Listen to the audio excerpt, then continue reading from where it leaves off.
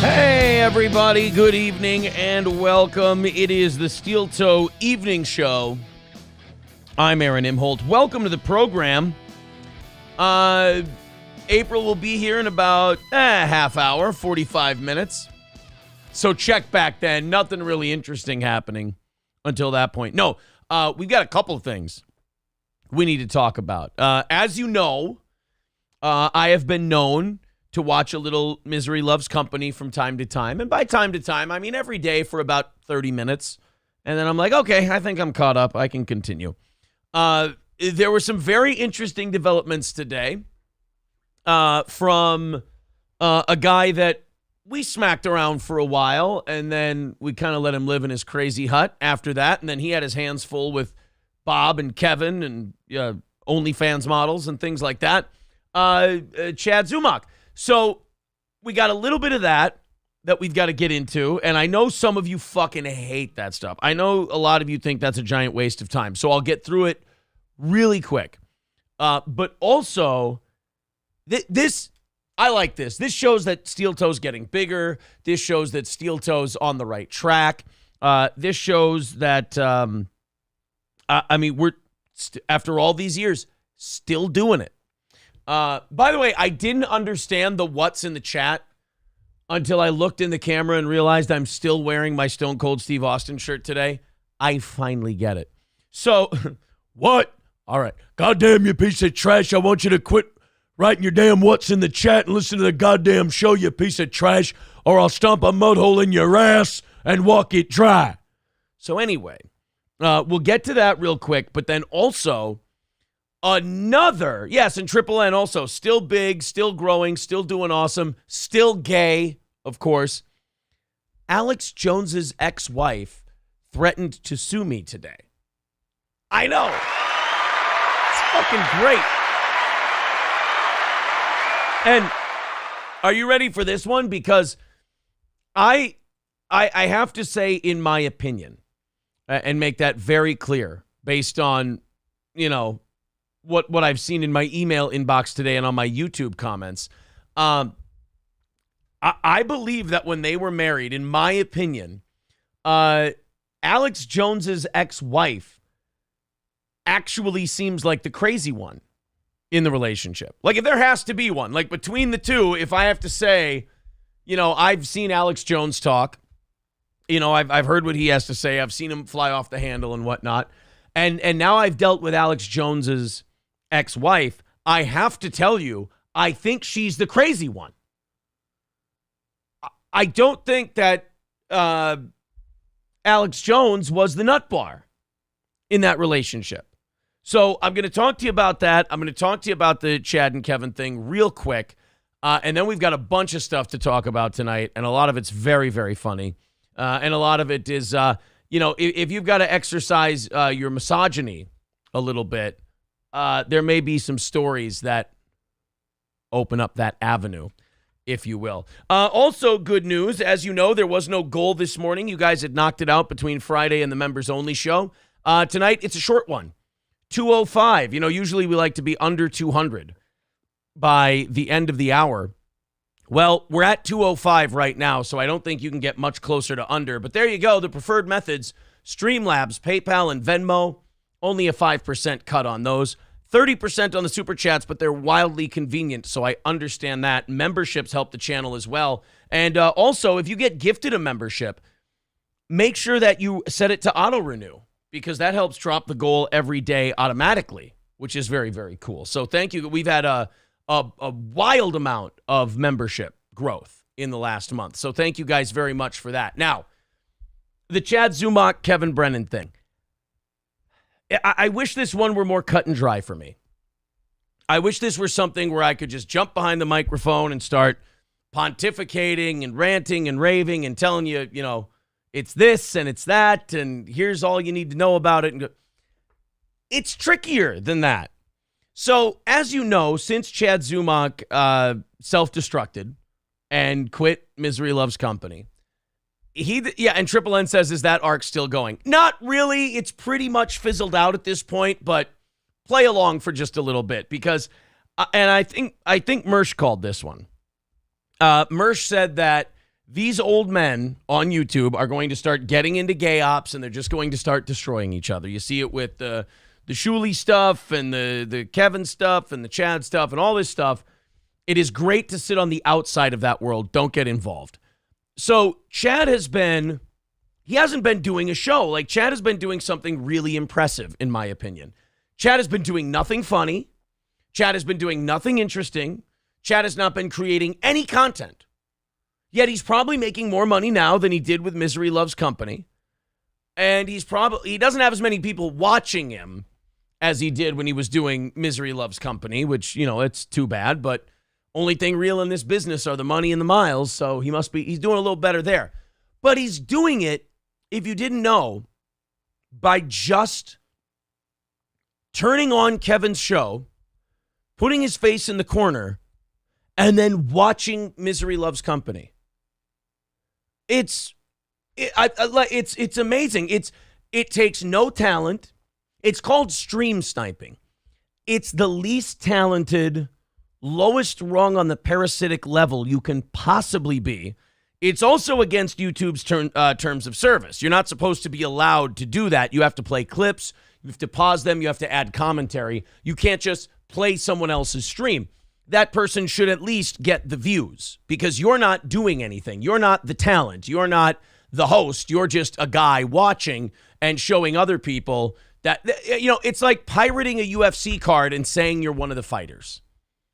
That's kind of how tacky and hacky it is. It's for low talent people. It's for people who don't really know what they're doing. And it's for people who can't gather an audience on their own. So anytime you see one of these people doing one of these stream sniping things, you can rest assured and go, oh, this is just a guy with nothing to say. This is a guy who's tried to build an audience. He can't. He has no talent. So he's stream sniping. Well, Kevin decided instead of going, because this is what we do. On this show, we go, dude, you just look at the scoreboard. We're fucking this person up. There's no reason to change course. Like, full steam ahead. Don't even worry about it.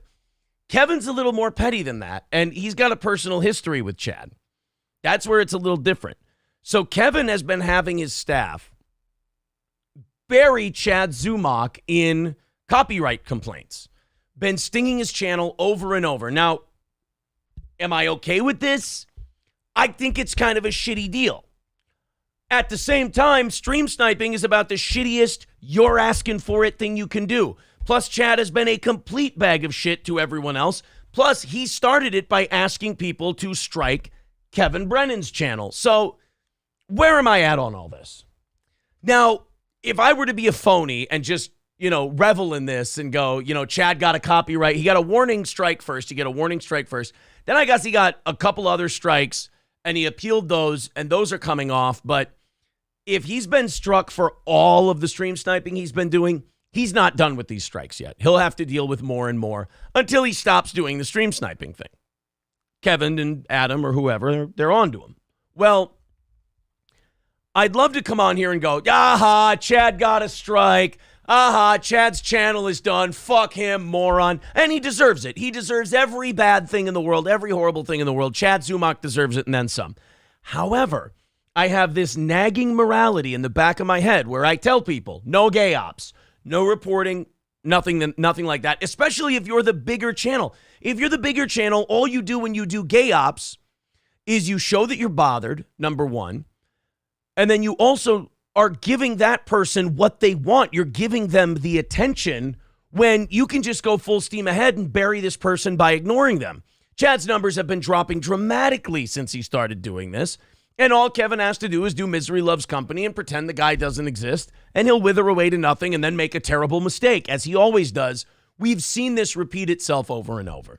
Chad's already gathering information on people, threatening to dox them, like private people too, not even people with shows. Like just real scumbag shit. So if you just leave him alone, he'll destroy himself. So how do I feel about Chad? Was suspended for a little bit today. I guess he got the strike reversed, so he wasn't suspended anymore. But he'll have to fight this battle over and over because, again, he doesn't have an ability to do a show on his own. He needs the stream sniping or he's got nothing. So, in my opinion, if I were Kevin, and I'm not, because I'm a fucking idiot, I'm not Kevin Brennan. What I would do you know my saying, let him die. Let him die. You got him by the balls. He's done. If he doesn't attach himself to you, he's got nothing. Let him die. It'll fade away. And plus, he's down in the 200s now, live viewership in prime time. He'll go down to the 100s pretty soon. And anyone who's left hanging on, I would ask Kevin Brennan this. If you've got a person on YouTube who finds Chad Zumac entertaining, do you want that person to be a fan of yours? Because that's what I always settle on with this stream sniper shit. I'm like, if that guy is that retarded that he finds that interesting, I don't think I want him. Like, that means that I suck if that guy likes me because he likes things that suck. So I think Kevin should just move along full steam ahead. I think he's just spiteful enough, and I think he wants to bury the guy. And plus, here's the other thing. This is another Chad Zumac special. Chad always starts this shit, and then he cries foul when someone punches him in the teeth. He's such a fake tough guy. It's an insult to fake tough guys. Let's strike Kevin's channel. Then Kevin strikes his channel. He goes, why did you strike my channel? That wasn't very nice. And he cries and he whines and he kvetches and he bitches. So, if I were Kevin, would I do it? No. Do I understand? Yes, I understand. So, I'm calling no foul on Kevin. I can't call a foul on Chad because it's like calling a retarded kid for double dribble. So, I'm not going to do that. He doesn't know any better. So, I'm going to say let these two continue to do what they're doing. Let's see how it plays out. Because all this shit is coming to an end very soon anyway. The next 4 or 5. I'll be surprised if these guys are all making it the way they are now by the end of the summer. Because it's just, first of all, you're all chasing the same viewer. There are no new viewers coming into these shows. None of them are growing because you guys don't talk about anything but each other. Like, I've been talking about you for about 7 or 8 minutes. I got to stop so I can move on to shit so I can grab new audience members. So when the ones I currently have get all pissed off and leave, I've got them replaced. So look, would it be funny if Chad lost all his channels? I certainly wouldn't cry about it. It would be fucking hilarious, and he deserves all the terrible things in life. Would I ever lift a finger to try and get one of Chad's videos or channels removed? No, never in a million years. I'm against it. But I get why Kevin's doing it. I wouldn't personally, but I get why he's doing it, and Chad deserves all the terrible things. So it's kind of an odd spot to be in. Let's see what you kids think. Why don't we start off with Kyle W. $5 says, let's call it $200. Good, sir. All right, well, there you go. Thank you for the $5. I appreciate it. Citizen M says, Chad and Kevin should be the entire show. There's no story bigger right now. Oh, stop it, Citizen M. You've got to go outside. Kenneth Pogue says, that show is dead now. I don't know. I don't think it's dead. It is what it is. Like, these guys, like Shuli, Kevin, and Chad, they're all chasing the same dollar. It's going to run out at some point. You can't all keep chasing that same dollar. You're not you either have to gain new viewers or you're going to die pretty soon. Whether it's radio or whether it's streaming. People come in, people come out. People come in, people come out. I probably have very little of my original audience left. It's all people that I've brought in, and then the other people get bored after 10, 12 years, and they move on to something else, and then these new people come in and replace them. J-Bet says, people give Chad donos for that. Yeah, it's this weird thing where I think the people in that MLC universe, they want to feel like they're a part of something. I think they're probably, no offense, Citizen M, they're probably a lot like you, and they don't have a lot of friends. They don't go outside a lot. And this is the thing they can feel attached to. This is their greater outside world. And you might say, well, Aaron, that sounds really sad. It does, but it's better than what they've got.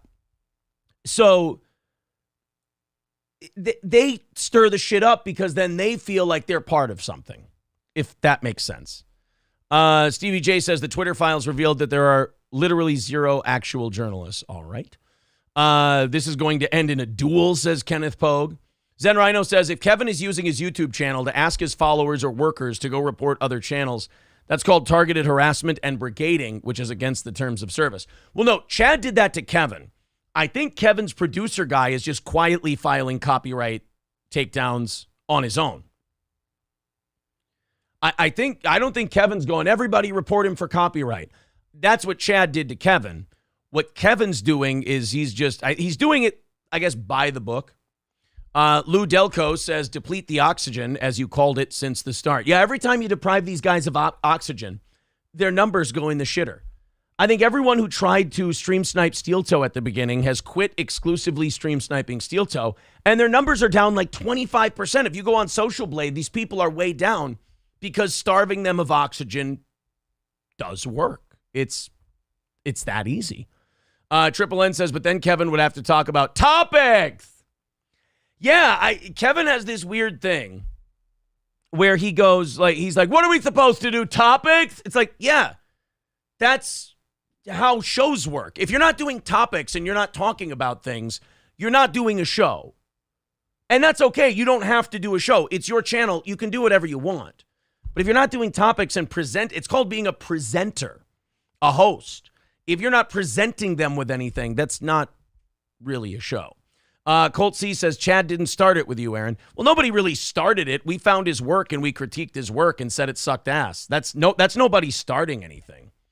I think Chad definitely started the personal shit with the kids and stuff like that. But yeah, Colt, this is where you guys have to stop being such insular dorks, is that there's no starting it. You guys are so into this boomer blood sports that you don't know how broadcasting and streaming works. There's watching someone's shit and criticizing it and making fun of it, and we did and still do a really good job with it. We're probably next to Carl the best at it. I would say that there's criticism and critiquing, and then there's like the gay ops stuff.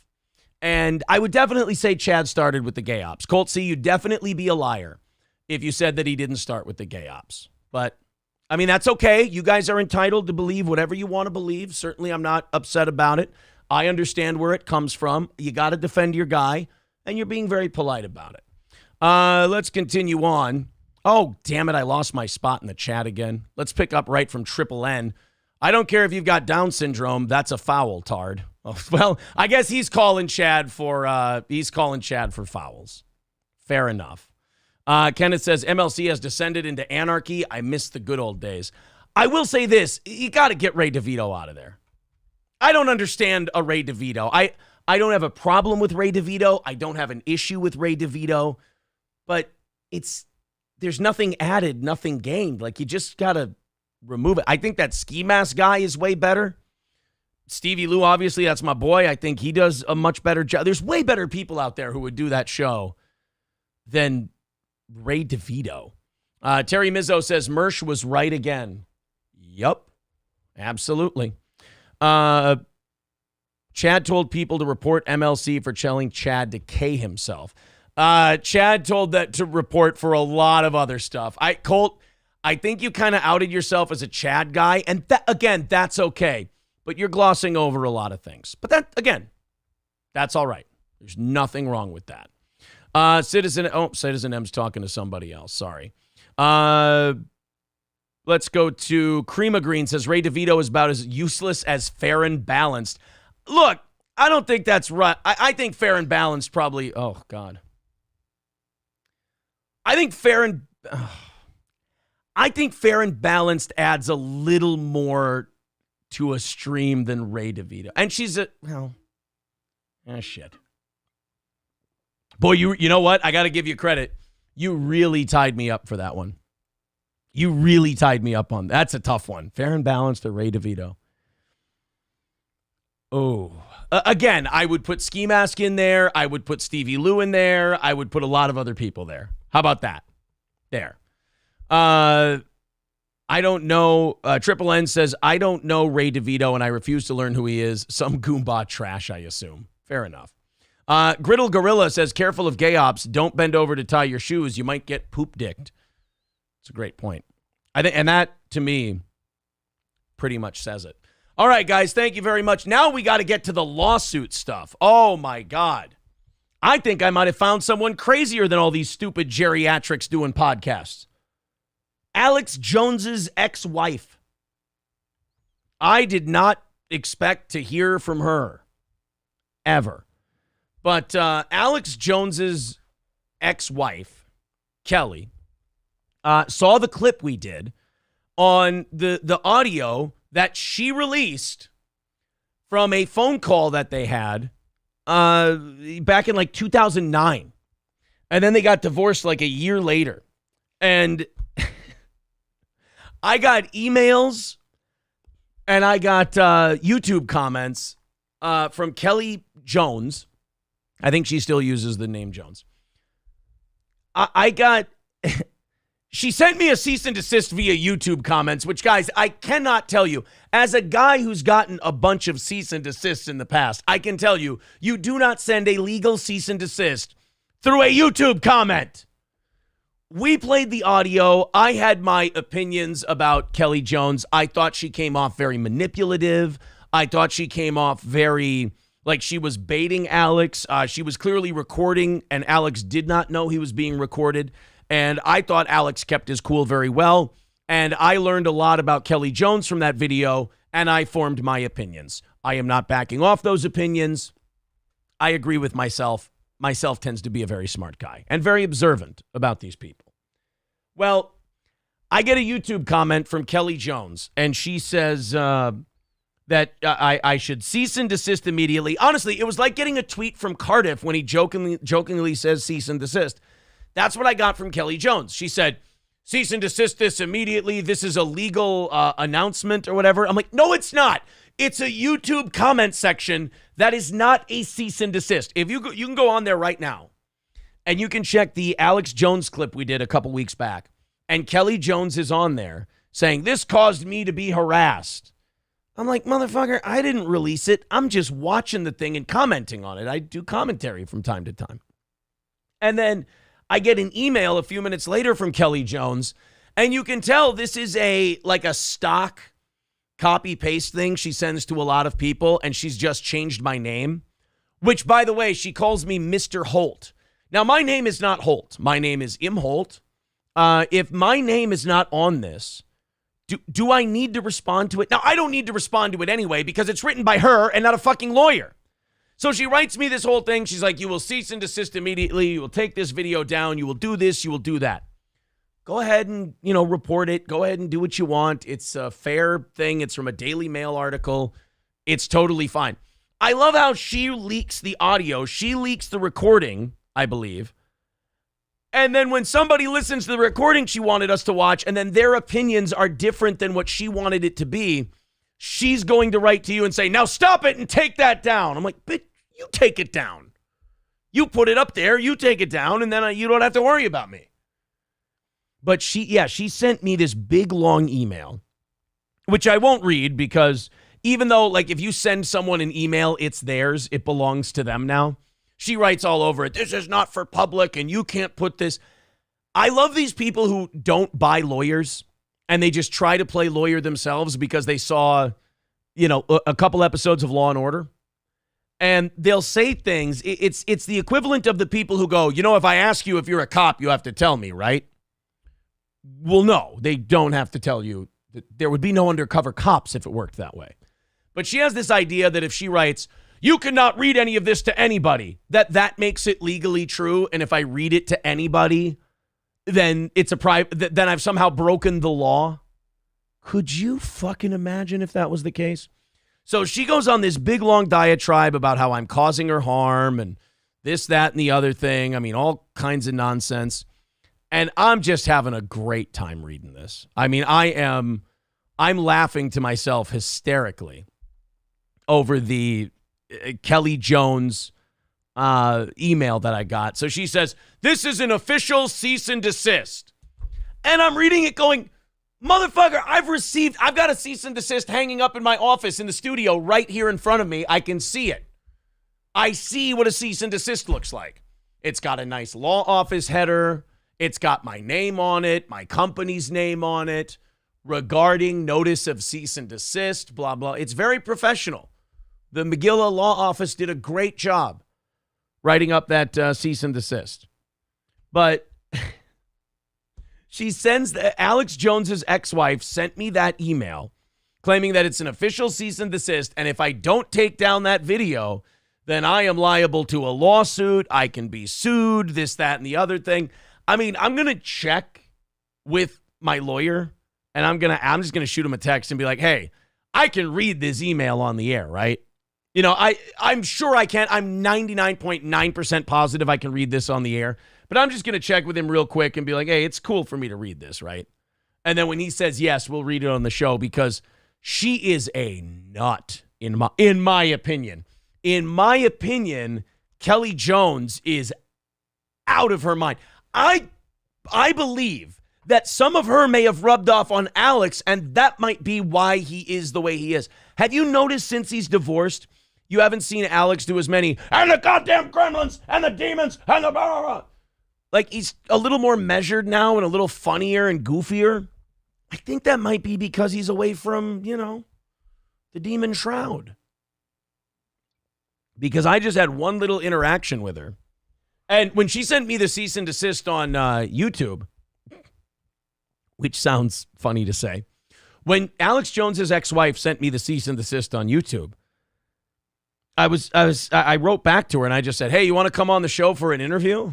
Because that's all I could think to write to her was, all right, yeah, because everybody sends cease and desists through YouTube. You just want to come on the show and talk about it? Works for me. So, guys, if you don't see me in a couple weeks, if I disappear or something like that, Kelly Jones is probably suing me into oblivion. She's going to take it all the petty cash. We'll have no Chinese food here at Steel Toe. The Fired Ginger with $5 says Ray DeVito is Gino's best friend. Oh, yes, that's what I hear. Jay Bet says, man, that's nuts. She's wanting to start beef with you. What the hell is wrong with her? I mean, in fairness, she doesn't know who the fuck I am. She just knows me from that video. She sounded psycho nuts. She didn't sound with it. That's for sure. Stevie J says, Cardiff has assured me that is a valid legal strategy. I know. That's what I'm saying. Like, I think she comes from the law offices of Cardiff Electric. Kyle W says, tell that bitch I said she's a whore. LOL. Sue me. All right, he says, can they serve a summons through the YouTube comments? Yeah, I didn't know that you could send a cease and desist through the YouTube comments. Like, if she copies and pastes a summons to court, can she just say in the comments you've been served? And then if I see it, I go, damn it. What have I done? Jay Hasty says, YouTube comments aren't for legal action? Bullshit. Triple N says, you are being mean, which is illegal. It's true. Dolly's Llama says, we found out how delusional she was in those clips. We shouldn't be surprised. J-Bet says, Crazy B, nothing wrong with giving an opinion on a recording. And again, that's all I did. Colt C says, it's not Aaron M. Holt. Mind blown. I know. Sorry. All right, he says, Imholt is German. No, I love the Germs. Yes, Imholt. Imholt is a very German name, and Aaron is a Jewish name, so go figure. No, I'm not. In fact, my grandfather was pissed when my parents told him what my name would be. They came back from the hospital. They told him the name, and he said, quote, this is my grandfather speaking from beyond the grave. He said, quote, he's a goddamn Jew baby. That's what my grandfather said about me. Those are my first words that my grandfather spoke about me was, he's a goddamn Jew baby. There you go. Freaky Deaky says, battle this bitch. That way you have a good reason to invite Alex Jones on the show. Ooh, I bet you he doesn't want to talk about it. I don't think he wants to talk about it. They're calling her a potbelly goblin. They're saying she's turning the frogs gay. You guys thought my name was Imhotep? See? You learn things every day. God damn. Colt C saying, who was the email from? It was from her. Like, everyone is sitting there going, Aaron, what law firm was it? There was no law firm. Kelly Jones just sent me a cease and desist via YouTube comments, then via email. No lawyer, no legal header, just an email saying, hey, asshole. Hey, you. Get your damn hands off her. She's like, if you read any of this email, you open yourself up to legal action. I'm like, that's not It's not how it works. And again, I'm gonna go ahead. I'm gonna text my lawyer, but I feel like it's a waste of time. I feel like he'll text me back and be like, "Don't bother me with this shit. You know that it's fine to read that." Griddle Gorilla. Loaded Wrench first. He says if you pause the video and zoom in on Aaron's glasses, you can read the entire wall. I hope not. I hope our band got a cease and desist, says Griddle Gorilla, from Gail Zappa for playing Zappa's music live. Framed it and played on. Yeah, I think people have this odd thing where they watch a couple TV shows and they think they're lawyers and they think they can save a few $100 or $100 or $1,000 on lawyers by just writing this stuff up themselves, and it's just no. Let's see. Kyle W says too many chemtrails shot up her pooper. Now that's his opinion. Gary Crouch says, did she send it through the law offices of Melendez, Zumac, and Melton? Oh, no. That is the most retarded law firm I've ever heard of. And the fattest. Just a lot of obesity and hamsters running around on wheels inside three dipshits' head. Oh, boy. And together, they can maybe get as many views as Steel Toe. Wronghole Rick says, bet Aaron never thought he would ever utter the words when Alex Jones' ex-wife sent me the cease and desist on YouTube comments. No, I will tell you this. I did not expect today, when I woke up this morning, I did not expect that Alex Jones' ex-wife would send me a cease and desist in one of my YouTube comment sections. Hugh G. Rection says, everyone sends official court records through social media. Nope, just her and Stut Joe. Oh, my God, we've been looking all this time. Is Kelly Jones the new stuttering? No, I'm not going to do that. No. Rexdart parody account says legal action can't be taken in YouTube comments. You have to super chat all legal correspondence. Exactly. Blop Jones saying that's awesome, Aaron. Rest in peace, based Gramps. Yes. I watched Stop and Catch Fire, says Hawkish Owl. What's the Cardiff joke?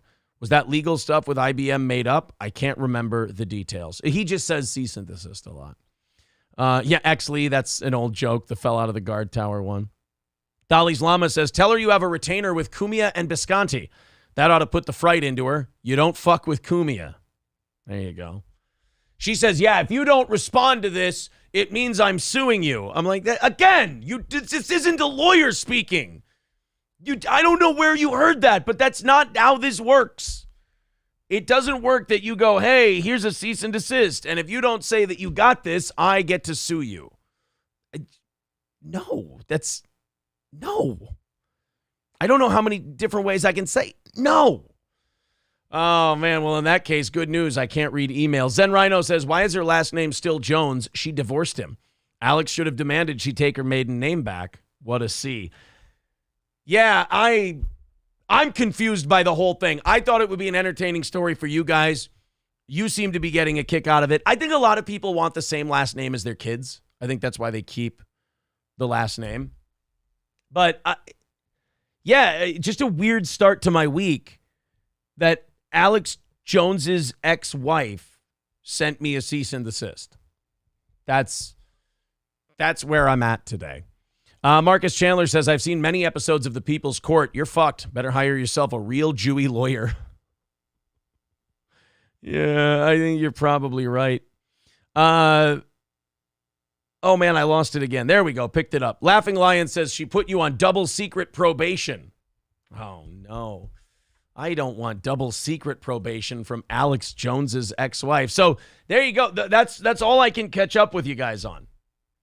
Is those two items. That's what I've got going on right now. That, and I hope to get out on the golf course this week. That's about my level of interesting. A bunch of people were telling me, in fact, I got a text from E-Rock today. He's loving Brad the Chad. People loved Brad the Chad on today's show. And a couple other people wrote me and said, Aaron, you and Johnny tapped out of the Brad the Chad stuff way too early today. That video only gets better. So I think tomorrow we'll probably do part 2 of Brad the Chad. Also, people telling me that the maid segment from this morning was very, very good. So a lot of stuff to clip out of there. Our Opie video from today is doing remarkably well. The channel in general, I believe the views were up 11% month over month. Thank you guys very much for your support. And keep subscribing because we are right there. We're single digits away from 9,800, which is 200 away from 10K. Phoenix with $10 says, if you read this, I'm suing you and I get this super chat back. Oh, man. And that's true, too. And $4.99 from Hobo Chili Recipe. He says, do you need the phone number to my lawyer? He's a fantastic Jew lawyer, but he's the good Jew. His family helped the Germans flush out the undesirable. We are 190 away from tonight's goal. There's all the links in the chat for Streamlabs, PayPal, Venmo, Super Chats and memberships, and gifted memberships count as well. Oh, man. Alan Chihuahua says, going to unsubscribe now to mess up the number. Don't do that. That would be a complete asshole move. Yes, keep hitting subscribe, keep hitting like, keep enjoying the show. We are pushing 10,000 and going up. We do appreciate it. And also 190 away from tonight's goal, so we are under 200, and we're at the bottom of the hour. Let's get to 150 by the top of the hour. Sounds good to me. If you're feeling generous, let's do this as a team. April will be joining us in about 10 or 15 minutes. Before we do that, Tom Brady is starting a lot of rumors with a lot of football fans. Apparently, he's buying a chunk of the Las Vegas Raiders. He's buying a piece of the team from Mark Davis. And this will be like the third team that he owns. He owns and I'm not making this up, he owns a pickleball team. And he owns a part of Mark Davis's WNBA team, the Las Vegas Aces. So, you know, Tom Brady doesn't want to become a stereotype. You know, Tom Brady doesn't want to become a cliche. So he's becoming a retired multimillionaire athlete who's going to retire to Las Vegas and hang out there and party a lot. You know, he wants to avoid becoming a cliche.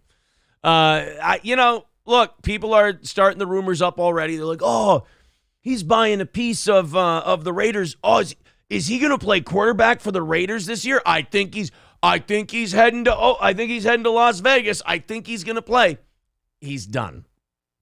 He's not going to be playing for the Las Vegas Raiders. They got, Garoppolo? I love that they got rid of Carr because he wasn't a very high-powered, high-profile quarterback, and they wanted a little bit better, even though he was totally fine. So they got Jimmy Garoppolo, who's about the most, buttered bread and ham sandwich quarterback you can get. And then they're like, well, I think we fixed that problem. Hey, can you guys get me a guy, get rid of this guy who throws for 3,800 yards, 25 touchdowns, and 8 picks every year? Hey, who'd you get instead? We got a guy who throws for 3,800 yards, 25 touchdowns, and 8 picks when he's healthy. Why did you make the move then? Well, it was just time to try something else. Jimmy Garoppolo. I mean, it's all a matter of taste. I mean, I like Kirk Cousins. People shit on me for that. I like Derek Carr more than I like Jimmy Garoppolo, but I mean, good for them if they think it's better for their team. Who am I to question? So Tom Brady is just waiting on approval from at least 24 of the league's other owners, and then if approved, he will own a chunk of the Las Vegas franchise. Not a bad retirement plan, huh? That's just, these guys, they buy these teams and all they do is go up in value. It's ridiculous. Dan Snyder's talking about selling the Commanders, right? And he paid like $900 million for them, and now he's going to sell them for, what was it, $4.5 billion or $6 billion or something like that? It's remarkable, the amount of money he's looking at making. All right, boys and girls, $190 away from tonight's goal. Don't worry, it's not $190 million away from tonight's goal. If we got a fraction of that, I think we could quit doing goals for a while. At least a couple weeks, right? So thank you guys very much in advance if you feel like contributing to the program. Hey, should we check in on Frontier Airlines? How are they doing? Frontier and Spirit are talking about merging. And, usually when two airlines talk about merging, I'm against it because I don't want to see the competition for airline ticket prices be pushed upward. I don't want there to be less competition because that means poorer service and higher prices. Well, the reason I'm not against the Spirit Frontier Airlines merger is very simple. They're so much alike, they might as well be one company. I mean, the tickets are dirt fucking cheap. They're Greyhound buses in the sky, and you should probably wear headgear and boxing gloves and a mouth guard on the flight because there's a good chance you're going to get punched in the face or at least catch like an errant elbow or something like that. So Frontier, Spirit, if they want to merge, I'm totally fine with it. But let's check in with Frontier and let's see how they're doing ahead of this merger. Let's go to Denver. An airline passenger was arrested for allegedly hitting a flight attendant with an intercom phone. Okay. So far, this seems like a Frontier Airlines flight. Now, you see what I mean? If this airline took their customers and staff and moved them over to Spirit with their customers and staff, other than changing the logo, how would you ever notice? The incident happened Sunday in Denver, where the Frontier Airlines flight was getting ready to leave. The airline said the woman was asked to deplane after becoming, quote, belligerent. Okay, again, so far, Frontier, Spirit, if I wouldn't have told you what airline it was in advance, or if you wouldn't be watching the video of this news story right now, and I made you guess what airline this was, you guys would say Spirit anyway. So why not let the two of them come together? They can save a little money, they can combine some resources, and they can just become the one airline they seemingly were always destined to be regardless. As the flight was waiting for departure, the airline says the woman hit a flight attendant with a phone on her way out. Denver law enforcement subsequently arrested the customer. Yeah, I mean, just look at their planes, too. Look at the Frontier plane. Look at the Spirit plane. They all just look cheapy. They look dangerous. You know, all these other sleek jets are going up in the air, and they've got these great logos on them. Frontier and Spirit look like they're about to fly sorties in the Sudanese civil war. You're just like, get me the fuck out of here. They strap a parachute on you and give you a rifle, and they're like, what, are we going to be fighting in Sudan? It's like, no, this is just for the flight. We figure you guys are going to need it. It gets dicey up here, guys. Let them merge. Well, I mean, think about it. You may have Frontier, you may have one less budget airline, that's true, but you will have one less Spirit or Frontier. So what you lose in competition, remember you also lose in embarrassing battle royale airline. So there is that. Stevie J says they should start strapping people to the wings, $20 a pop. Don't think they haven't, thrown it out there. Hobo Chili Recipe says, I love sitting next to child soldiers. Yeah, great stories, right? Always great stories. Dub says the F on Frontier is always made out of duct tape. That's their secret. David Denominici says a merge implies a dogfight if you're also throwing around the term sortie. Oh, well, I didn't know how technical we were planning on getting when it came to what we called the Spirit Frontier merger. Well, there you go, guys. You got a Frontier passenger clocking a flight attendant on the head with the intercom after being asked to leave the plane. I want to know what they did to get asked to leave the plane and then because like the hitting them in the head with the microphone, that's at least understandable. It's like, what are you going to do? You've already kicked them off the plane. So, I mean, at this point, they got nothing to lose. I want to know what they did to get kicked off. And by the way, Hobo Chili Recipe and Triple N and all of you guys, very, very funny. No way in fuck can I read them right now. Thank you. Very nice. No, and Hobo Chili Recipe, that I'm glad. I think it's wonderful that you're consulting for the new Frontier Spirit Airlines and the combination name you're trying to come up with. But I don't think we have any authority in what to call the airline, and I certainly don't think Frontier or Spirit is going to be calling it that. I don't think they want to be associated with that kind of talk in the court. Could you imagine, Hobo Chili Recipe, if you called customer service at the new Frontier Spirit and they answered and said, "Hello, Ooga Booga Airline, how may I help you?" I mean, what are you supposed to do? Just say it and not laugh? Damn you, Hobo Chili Recipe. All right, boys and kids, $190 away from today's goal. Streamlabs, PayPal, Venmo, go ahead and chip in. Let's knock that thing down. 15 minutes until the top of the hour. Let's get to 100 likes, and let's get to 150 in terms of our goal. We burned it for the morning show last night, which is awesome. Let's burn it for tonight, and then two more goals. Tuesday morning, Tuesday evening, and then Stevie Lou will join us on Wednesday morning, and he'll just take half the money from that show. April, take a seat. Let's do the show. Wait. Oh, all right. I'm ready to start the next story. Just got to get April here. She has to get a blankie, you guys. She has to get a blankie before she can start. There we go. April's here, everybody. Howdy. Oh, what a show we've had so far. I got threatened with a lawsuit by Alex Jones's ex-wife. Yeah, guys, I didn't even know that. When did that happen? Probably about 2 minutes after you left. Oh, yeah. So very fresh. Okay. Yeah, Kelly Jones just saw the steel toe coverage of her phone conversation with the conversation she recorded with Alex before they were divorced.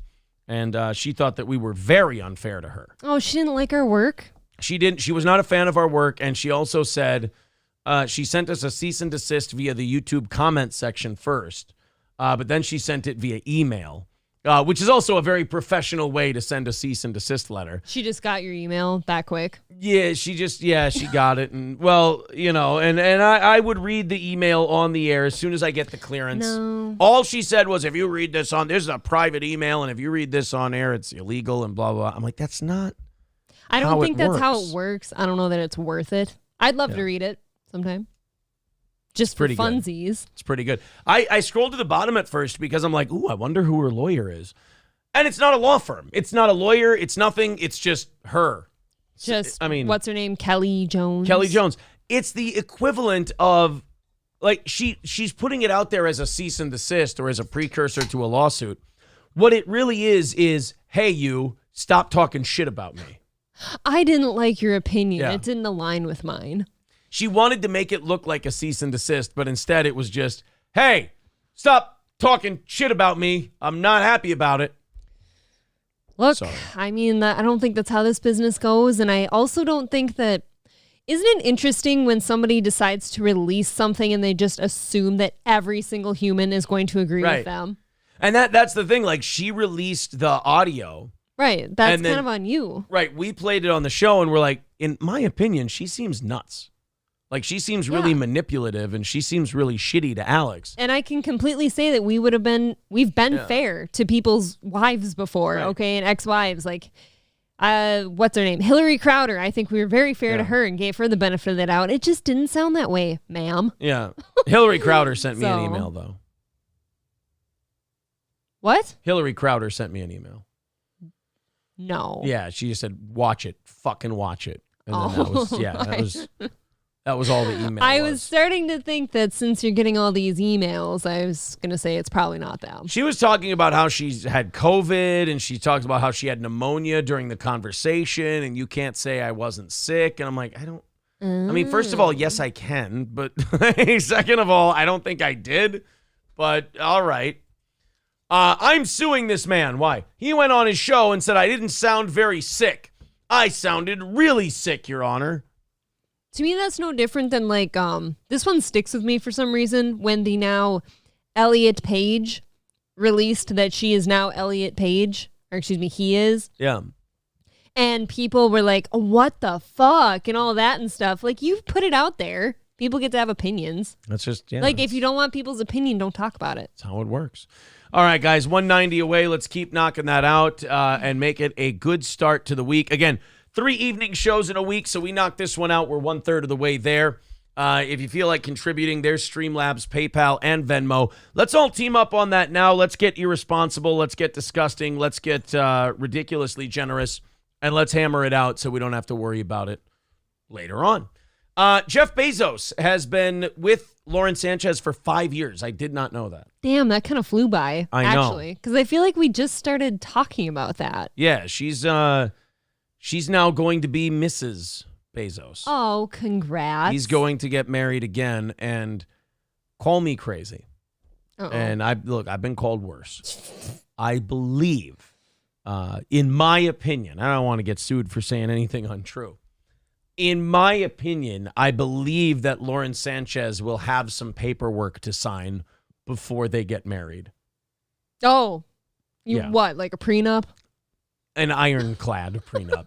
A prenup written by so many Jewish lawyers that you're going to need the world's largest key to unlock the damn thing. Because they all collaborated, right? Lauren Sanchez is going to get the most ironclad prenup that you've ever seen in the history of marriage. Jesus. You're going to see Lauren Sanchez have to sign a thing that says, hey, guess what, Toots? You're going to get $5 million, and that's it. I bet she doesn't care, though. Would you care? You get to be with Jeff Bezos and have the money and have the yachts he's buying you. He got her a yacht. I know with like women. her on there as a mermaid thing. I know women, and I know every woman likes to think they're different, but they all fall within this the same gradient. They're not all the same, but they fall within the same gradient. There is a part of her that's thinking in her head like, maybe he won't make me sign one. There is a part of her that's going to go, oh, maybe there's a chance he just loves me so much. And I will say this, if he doesn't want her to sign a prenup, that's fine. That's up to him. He's a fucking idiot. He's a fucking idiot. I do agree with that, but I feel like it's kind of assumed if you were to get with somebody on his, like, of his caliber, like you're having a prenup. Yeah. I feel like that's something you just talk about beforehand. Wronghole Rick says her contract will be written by Lucifer himself. Yeah. The devil will write that fucking prenup. Was she something before she got with him, or what was she? Weather woman. Damn. Yeah. I forgot that entirely. I think she was a weather woman or an anchor. Lauren Sanchez News. Well, yeah, not Newsom. Was she with Gavin Newsom? Oh, no, did that just happen on accident? Different Lauren Sanchez. Oh, wow. Lauren Sanchez... Yeah, I thought she was like a meteorologist. Weather woman. American media personality who gained her fame as an entertainment reporter and news anchor. She's been a guest host on The View, co-host on KTTV, Fox 11's Good Day LA. Wow. An anchor on the Fox 11 10 o'clock news, and anchor and special correspondent on Extra. Okay, so she's actually done quite a bit. She's done quite a bit, but certainly not his level. I would like to see the ring. I heard it's huge. If Jeff Bezos woke up and he went to his phone and he found out that all of his finances in the world had been switched up with what Lauren Sanchez had, you would hear two sounds. You would hear a round being chambered, a shot, the smell of cordite, and Jeff Bezos lying on the ground. Yeah. Yes. That's the money difference. I do understand that. I know humans are like greedy in our nature. I just don't see offing somebody, No, he himself. Either way. Amazon head Jeff Bezos and his girlfriend Lauren Sanchez are engaged. An insider close to the couple tells Page Six exclusively. The pair are currently in the south of France for the Cannes Film Festival, where they have been hitting the star-studded party circuit while staying on his $500 million yacht. Now, that's the $500 million yacht. That's not the other yacht that he bought that follows his yacht that has the helicopter pad. Yeah, the little helipad on it. So he bought his $500 million yacht, but his $500 million yacht didn't have a spot where you could land a helicopter on it. Weird, right? Yeah, so he had to buy another yacht, and then that yacht has the helicopter. And then I guess you go from the helicopter, you get on that boat, and then you take another boat to the other boat, and that's the party boat. There you go. I mean, I guess good for these two, right? He's 59, she's 53. News broke that they were a couple in 2019, but the duo kept a low profile until his divorce from his wife of 25 years was finalized. Yeah, weird how those things are, right? You're just like, oh, yeah, I've been fucking this really great chick. Why don't we ever see her? I got to wait till the ink dries first. That obviously explains why we didn't really talk about them until they were probably a year or two into their relationship. Yeah. So. Had to wait for the old ink to dry. Yeah. Although I don't think Mackenzie Bezos is unhappy. Oh, no. Didn't she get remarried? She got remarried and divorced already. Yeah, not only that, but she's also, I think, the third wealthiest woman in the world. Jesus Christ. And I love looking at, like, when you Google wealthiest women in the world, they show you what they all did, and it's like Oil of Olay, Oprah Winfrey, and then Mackenzie Bezos. What did she do? Divorced Jeff Bezos. There's Alice Walton, and Alice Walton is Walmart. Okay. There's whoever runs is L'Oreal, I believe, is the other one.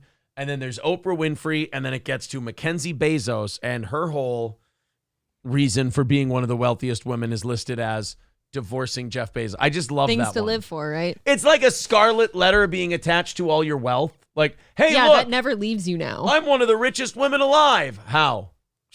Oh, did you start a company? Divorced a super rich dude. Oh. All I did. That's fun. Hobo Chili Recipes with $9.99 says, I can relate. I'm being sued by the ex-lover of Harvey Fierstein. At his eulogy, I said he sounded like a cum receptacle sound wave from Transformers more than meets the wiener. Thank you, Hobo Chili Recipe. You have the spiciest chats. We appreciate that. 185 away from tonight's goal. There's the links. Thank you. To Streamlabs, PayPal, and everything else in the chat if you want to help us out and knock out that goal and keep the show going.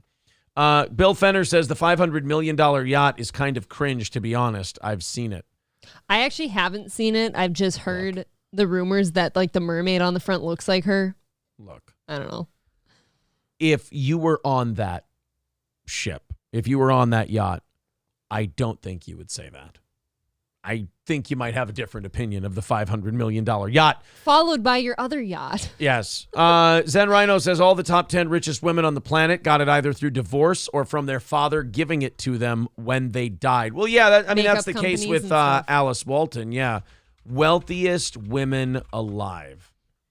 Francois Betancourt Myers. I think she's L'Oreal. Yep. Okay. $73 billion. She's 69 years old.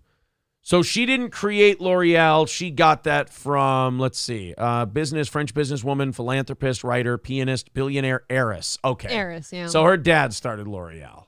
Okay. How about that? Inherited. A man started makeup. Well, we know what you guys want more than you do. Alice Walton, number 2, of course, got it from her dad. How wealthy was her fucking dad that he split it up amongst the Walton kids, and she's the second wealthiest woman alive? Source L'Oreal, source Walmart, and then Mackenzie Scott, $53 billion. Source, now they say Amazon. Okay, but that's cheating, isn't it? Yeah. No. You didn't do Amazon. What he did to end their marriage was cheating. Oh. That's just kind of I hear that works. It works really, really well. It's pretty effective. Mackenzie Scott, $53 billion. Amazon.com. I mean, that used to say divorced Jeff Bezos. Yeah. Julia Koch. They should actually just put Jeff Bezos there. Julia Koch, next. Koch Industries. Her dad was one of the Koch brothers. Now, if you live in Litchfield, that's Cook. Weirdly enough. Miriam Adelson, $38 billion. Las Vegas Sands, the resort. Oh, that's kind of cool. Yeah, she's Sheldon Adelson's wife or kid. That'd be a cool reason to be rich. Yeah. Jacqueline Mars Incorporated. Okay. Yeah, he's right. Holy shit. So all of these people, BMW. So all of the richest women alive either inherited it or divorced a guy or were married to a guy who created it. Are you saying we're not creative? I'm just saying, like, lack of ambition. If we just look at the data seems pretty evident. That's just it. We don't have to tell you guys anything.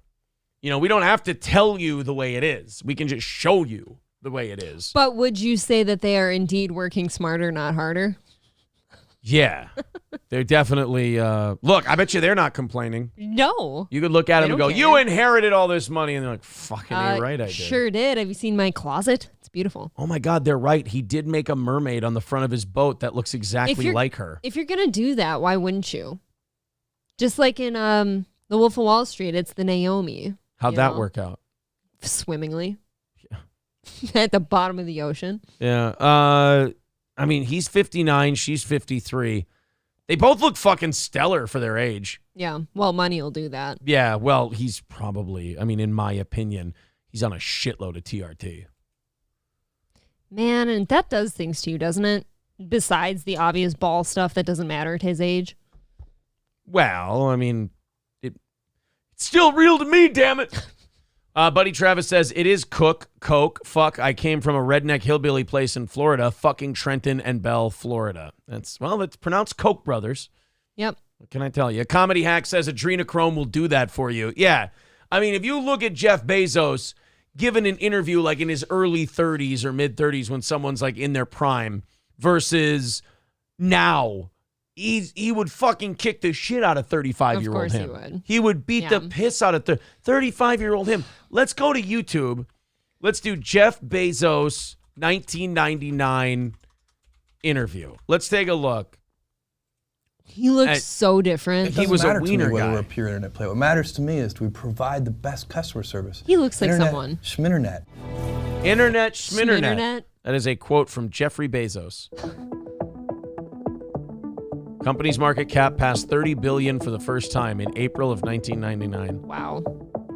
Given the decades of wisdom that has built up in the business world, investors, it sounds like you're saying, are making a big speculative bet if they're investing in your company's stock. Well, I think all internet companies, the stocks are incredibly volatile. Yeah, that does not look like the guy that's alive now. No, he almost looks sleepy compared to what he is now. Yeah, but Goofy, too. But all the adrenochrome's taking the hair. That's for sure. I don't know. He can pull off the bald look. Hobo Chili Recipe says, yeah, he's got super soldier serum. Well, if anyone does, it's him and Musk. Is Musk's still number one, isn't he? Has to be. Richest men alive. Real-time billionaires. Let's take a look. Elon Musk is on top. 5.7 billion. That's not right. Wow. I don't know most of these people. Gautam Adani, I believe that's the oil sheik in Saudi Arabia. Larry Page, I don't remember him. Sergey Brin, I know that name. I don't. And then Zhang Shanson, Jeff Bezos, Xavier Neal, Warren Buffett, Phil Knight, and Zhang Hejun. So does that mean he went down 1.2? Check this out. Reflects changes since 4 o'clock of prior trading day. This is in one day. What happened to their net worth? That's insanity. Up 5.7 billion, up 4.7, up 1.9 billion, up 1.8, down 1.2. Like this is how much their net worth fluctuates in a given day. How about the fact you can be one of the richest men in the world and nobody knows who you are? I don't know most of those people. That's got to be kind of nice. That would be kind of nice. Yeah. Larry Page is one of the Google guys. Sergey Brin is one of the Google guys. Yes, that's it. Okay. Thank you. Well, I don't know. We all use Google for absolutely everything. Yeah. So I mean, it's better to be those guys than the Cash App guy. That guy. Just taken out by a random homeless guy. Yeah, that guy. With a dirty knife. That wasn't the case. He was killed by like the brother of some chick he was fucking.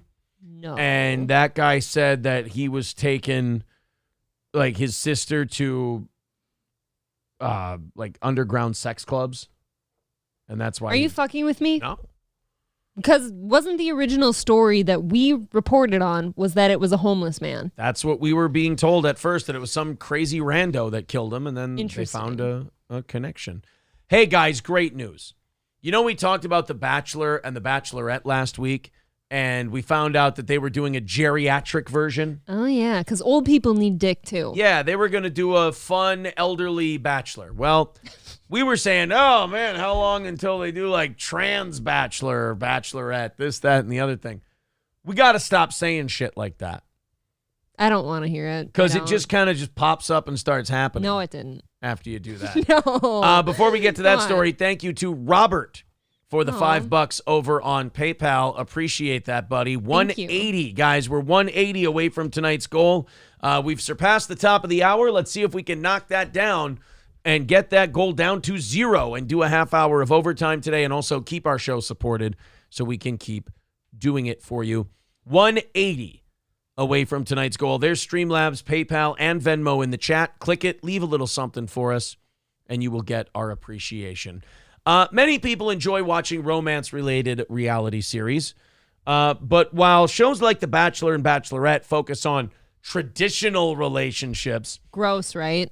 Disgusting, Ugh. So gay. So gay. An upcoming series titled Love Always, A-L-L in all caps, and then W-A-Y-S. Oh, so not in like lowercase. love always, but love always. Yeah, in the mouth, in the butt, between the feet arches. Yeah, everywhere. Armpits. Will feature a pansexual woman choosing from a collection of candidates from all genders, according to a press release about the program. Now, that, of course, means that you have no idea who they're going to pick. Male, female, they're pansexual. They're going to be grinding and humping on everything. So while we can't guarantee that they're going to marry a man or a woman, the person that they pick has been guaranteed a batshit crazy mentally ill person to marry. What a wonderful game show to be a part of, huh? It's a game show where the prize is, congratulations, you got a bunch of knockdown, drag-out fights, and probably a domestic that ends in a stabbing eventually. Somebody's going to get hurt here. Oh, yeah. I was kind of hoping that pansexual, you were about to tell me that meant they're into pans.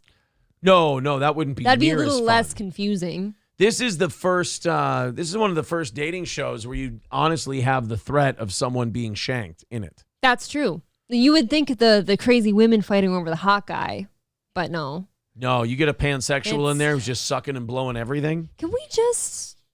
This is one of those cases where I don't think it should be like removed from TV or something. It's more so like I hope nobody watches it, so they remove it themselves. Yeah, and that's usually what will happen. D. Gulag says they already did this with Tequila of Love 15 years ago. No, it was Shot at Love with Tila Tequila. I'm so mad at myself for remembering that. Ew. I've never heard of such thing. Oh, I'm not happy about remembering what that was called. I was kind of with Jay Bet. He says, congrats, you have STDs. So I was kind of thinking that too. That sounds like a kind of messed up situation. It's going to be they're just going to be passing them around to everybody. Man, you can't even decide what you're into. Yeah. I don't know what that's like, I guess. I think Brittany Martini nails it. Pansexual means bisexual with even lower standards. See, but that's not cool, dude. She did nail it, I think. Well, there you go, shaming. Maybe we're wrong. There you go, shaming people. Hey, they're not coming after me, so that's fine. One pansexual bachelorette is given the chance of a lifetime to find her perfect match in the all-new dating series Love Always, produced by Awesomeness Unscripted and Digital Studio. The first 3 episodes of the Gen Z reality show will drop on Paramount Plus on Friday, June 2nd, followed by a weekly release of the season's remaining 7 episodes on Paramount Plus and Awesomeness's YouTube channel, according to the press release. Okay, so at least it's not like on a main channel or something. Well, I mean, to answer the question that you're thinking and haven't asked yet, yes, our Amazon Prime subscription does come with Paramount Plus. Oh, yay. Okay, so now I have to check out the geriatrics and the pans. One thing I'm confused about, though, is how do you get to identify the contestant as a bachelorette if they're pansexual? Well, they still have a gender. So they just fuck everything. Where does the pan come in? That's like they fuck everything and they can change their mind anytime. So it would be like me, but let's say I'm into everything. Yeah. Can I be into this can? No, it's still humans. You're still into humans. But pansexual is like all of it. Everything, all the time, whatever. No rules. But okay, you want to know what Can we have some pansexual standards? You want to know what pansexual means in reality?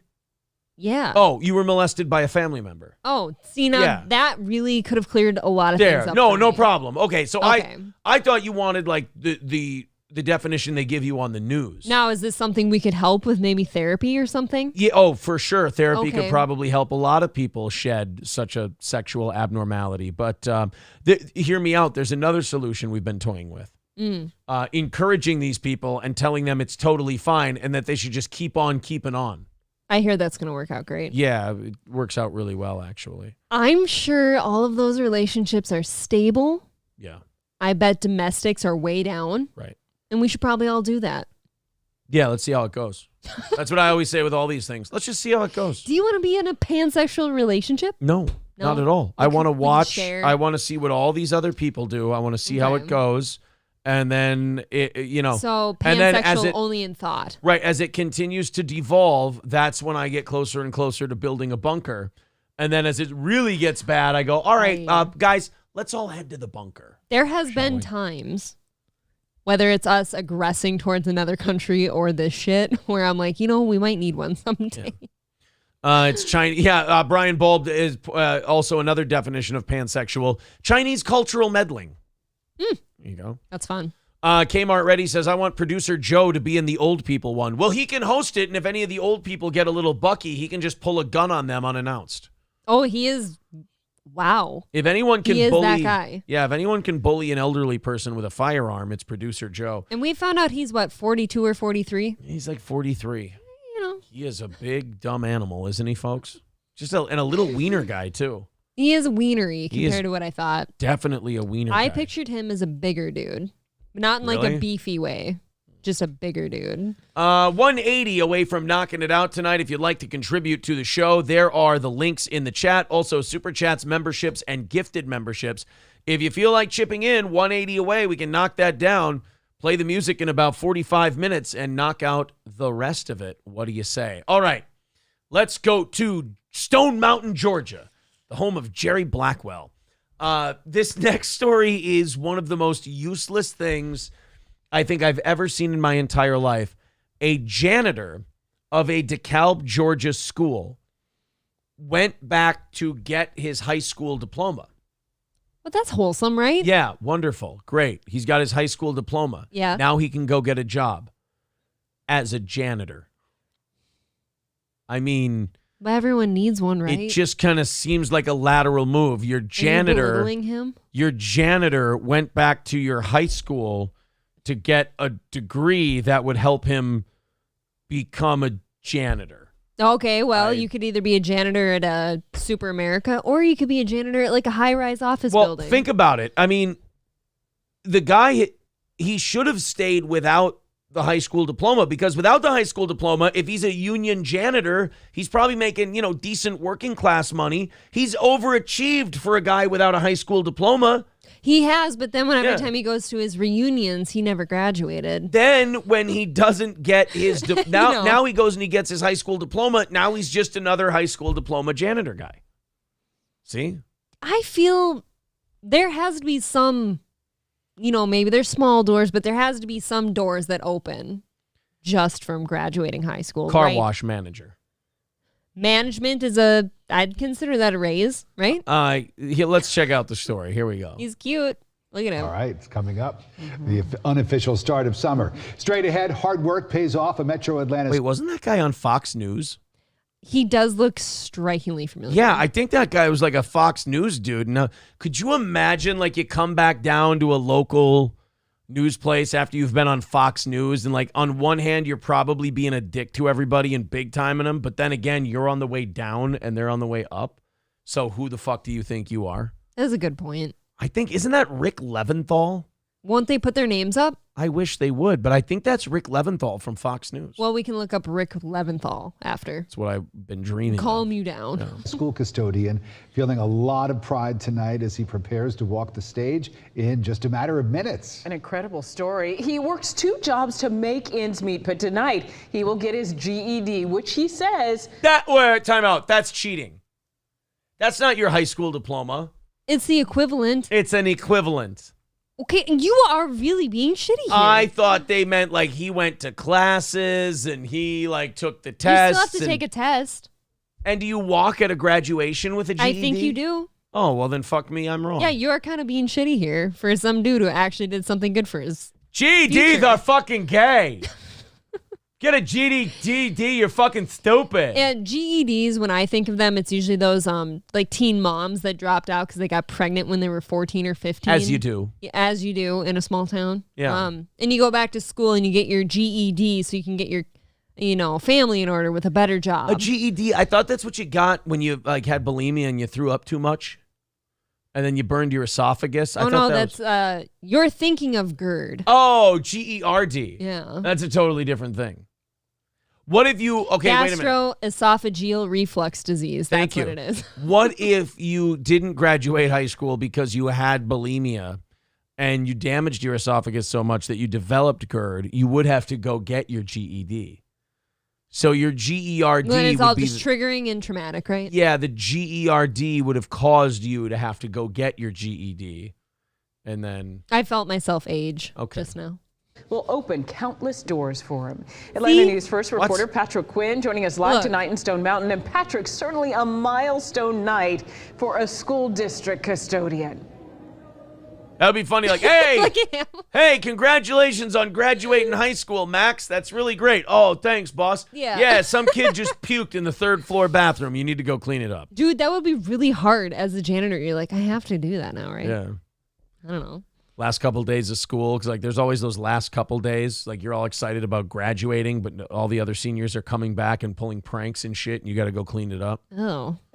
That's right, Elmo da Silva. He is Peter guy. soft-spoken. He's a school custodian by day. He's a barber by night. And growing up, he said his home was not stable. His parents were not stable. He had to take care of his younger siblings. He said school had to... Why don't you just tell us he's black, and you could have gotten on to another story very quick? What? Excuse me? I'm just making guesses here. I've seen plenty of white meth heads go through the same thing. He's a janitor by day. He's a barber at night. He plays dice in the alley. He had to take care of his siblings. His parents weren't there. I was hoping you would rhyme that. Oh, okay.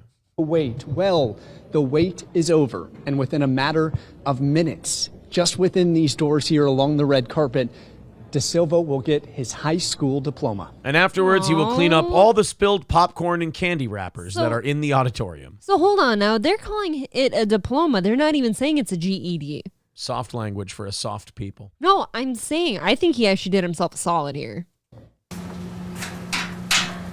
It's graduation day for Elmo da Silva. I'm really just overwhelmed and trying to, stay calm. The feel of a graduation gown did not come easy. Elmo dropped out of school in New York as a teenager to take care of his younger brothers. Had to go and make money to put food on the table and clothes on their backs as a young teenager. So it just pulled me out of school. Fast forward, Elmo, now a custodian. As you do. This is killing me. This is awesome, actually. I wish more people would do this. Is this a feel-good story? This is absolutely a feel-good story. I needed this tonight, and I think this is great. Well, hopefully he gets into Harvard. Wow, I don't Custodian know at about Indian that. Creek Elementary School Don't set was eyeing limits a on him. promotion, head custodian. But to be considered, he needed a high school degree. Oh, so he wants to be the head guy. He's like Carl from Caddyshack, and he, I got a goal. In 5 years I'm going to be the head groundskeeper. And I've been working on a new playing turf. It's combination Kentucky bluegrass and California sensimilla. So you can play 72 holes on it, take it home, and get stoned at a bejesus belt. It's kind of like he's like Carl from Sling Blade. He is. How much do you think a head custodian makes? You wore green because you thought you can hide. I don't blame you. You're a trimp. See, the same guy. High school custodian, gun to my head, $45,000 a year plus benefits. I might cut it in the South. Who knows? And then head custodian, $57,000 a year plus benefits. I would guess that'd help a lot. Yeah. So we talked about it. That's when his principal, Stephanie Brown Bryant, stepped in. And with a little nudge, Elmo, at 45 years old, enrolled in the district's adult GED program. I hate to fail at something I didn't want to start and not finish. And, I didn't want to disappoint. 2 + 2 is 4. Cats climbing up goddamn trees. It was all for shit. Well, let's see how the score comes out. You want to score? There, 2 points. There's your goddamn score. Sorry. Wow. My boss. Initial hesitation was soon replaced by a lot of hard work. Classes twice a week for nearly 6 months. The husband and father of 2 dug in and delivered. He started the program, and after every segment or every course, we had a little celebration. Hey, you did it. I want to point something out. What's that?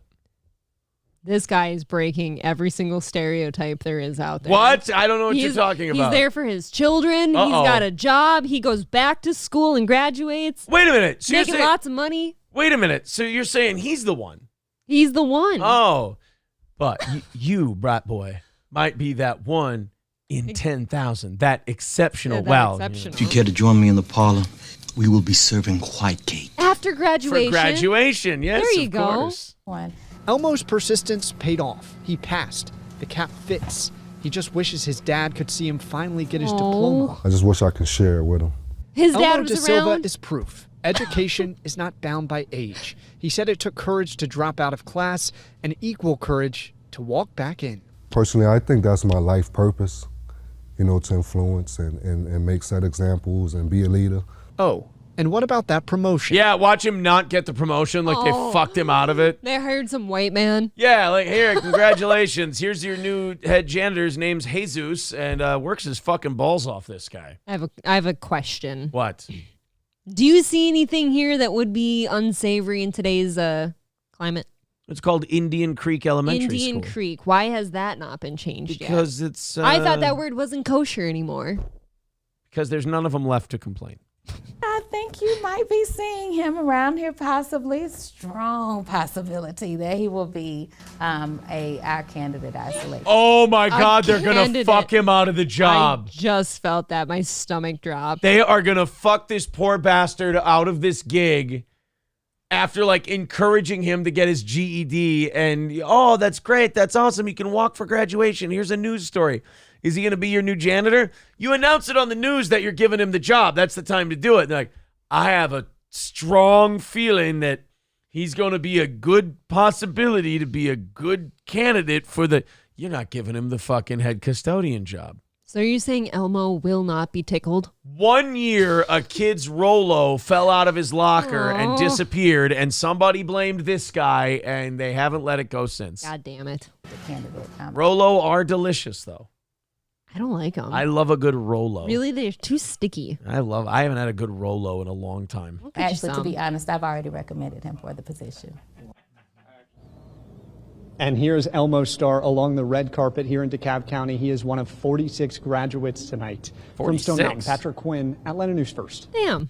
How big was your graduating class? 132. Jesus, you tiny people. Do you want to know what number I was, GPA-wise? What number were you?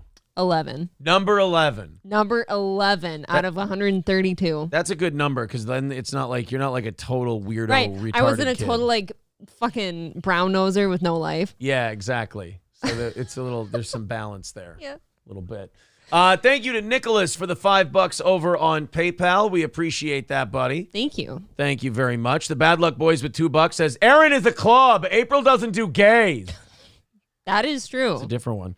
People were asking last night, I don't know if Mersh is still there. I know he's got Nightwave tonight. But okay. People were saying that there should be a Kevin Brennan off between myself and Mersh because of everyone that does a Kevin Brennan impression. Well, those are the only two good ones. In my opinion, and I will restate. Mersh is fucking stupid, though. Why would I do that?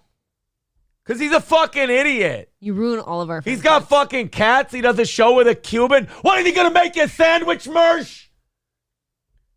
With spicy ham and mustard? Is that what he's doing? Dijon. Whatever.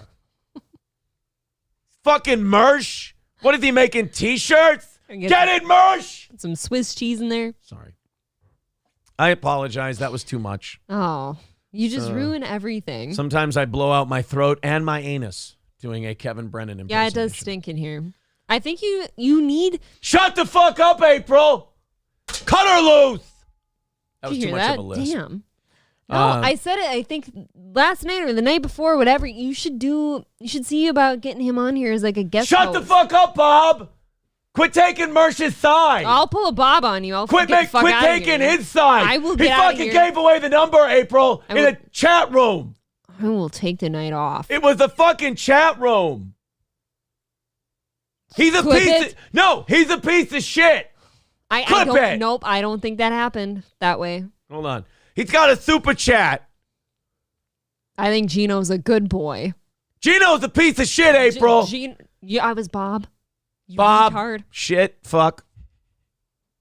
Bit rude. No, Gino's a piece of shit. Gino thinks he's winning. Gino always says, I'm winning. Gino's a piece of shit. Gino doesn't win at anything. I don't know, Gino. Nobody watches In Hot Water. Don't take his side, Bob. Kevin, Gino and I buried the hatchet long ago. Shut the fuck up, Bob. Nobody cares. No, he's a piece will of not be shit. talked to I was like talking that, to Kevin. talking to someone the other day about Gino, and they said Gino only plays LOL. Like, that's not even a real place. So Gino doesn't even do clubs, Bob. So he's not even a real comic. Kevin, I really just wish we'd all get along. I think Gino's okay. He's okay with me. He's a hack. He's not. He's a hack, Bob.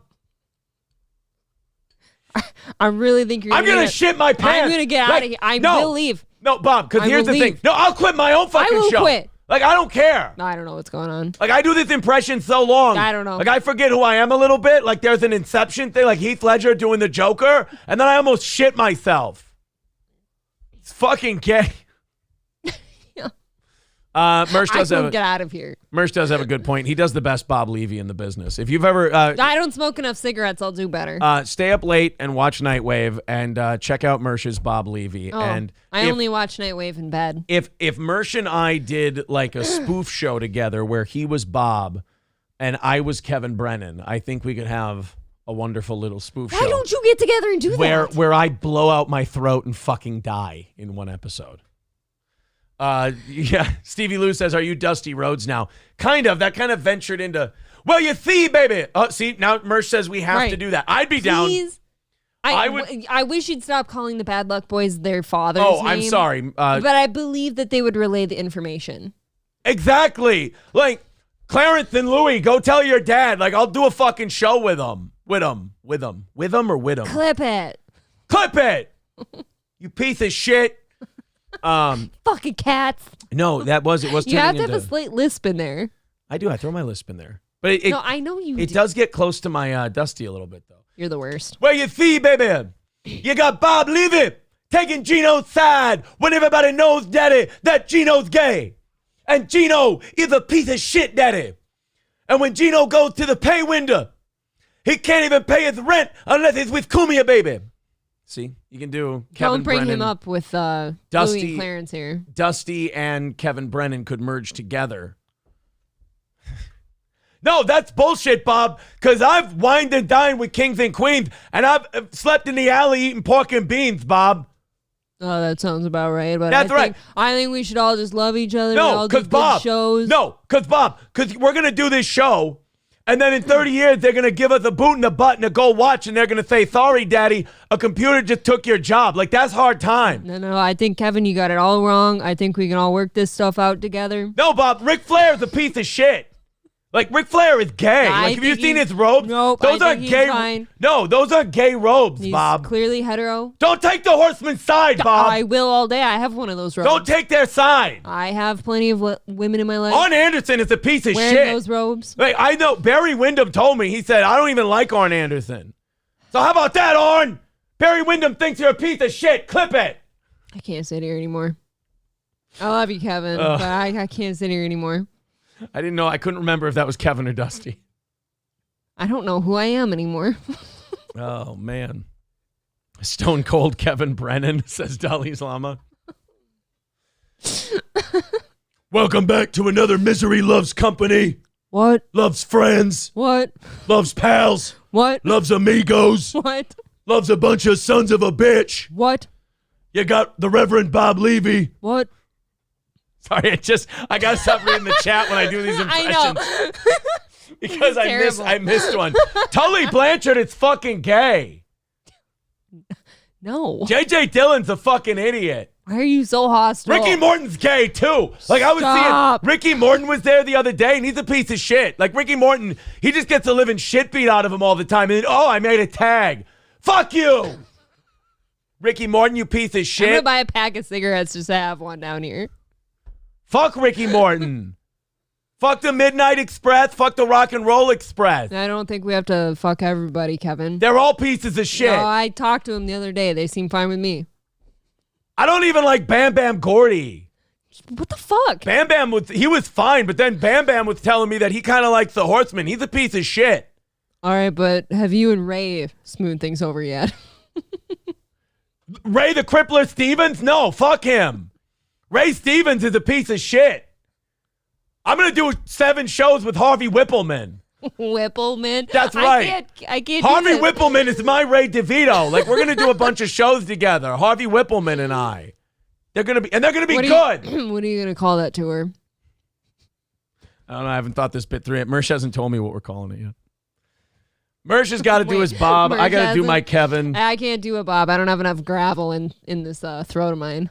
Jeff Jarrett, yeah. No, Bad Luck Boys is right in the chat. Jeff Jarrett was never a real horseman. He doesn't sell tickets. And Mongo McMichael's retarded. He's a piece of shit, too. Why is everybody a piece of shit? Mongo McMichael eats through a straw now or he's dead. I don't even know. Clip it. You have to stop.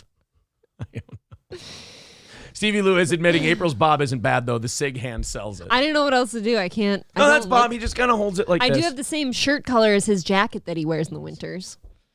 You know. Jeff Jarrett, he breaks a bunch of guitars. You know what Mike Graham was telling me the other day? I was talking to Mike Graham, Bob, and Mike Graham said to me, he said, Kevin, he says, Jeff Jarrett broke 1,000 guitars and never drew a dime. I heard he said made that. Lots of money. No, he said that, Bob. That was Mike Graham. I think you have your facts crooked. No, Mike Graham says Jeff Jarrett's a piece of shit. He wouldn't be anywhere if it wasn't for his dad. Fuck you, Bob. Money.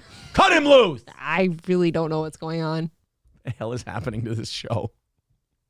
I just got excited about, if you get me on pro wrestling and then an impression, I can't stop. And then now Merch wants to do a Kevin Brennan, Bob Levy. Every week you could do an episode, and every week they're in a different setting. One time it's the old NWA. Yeah.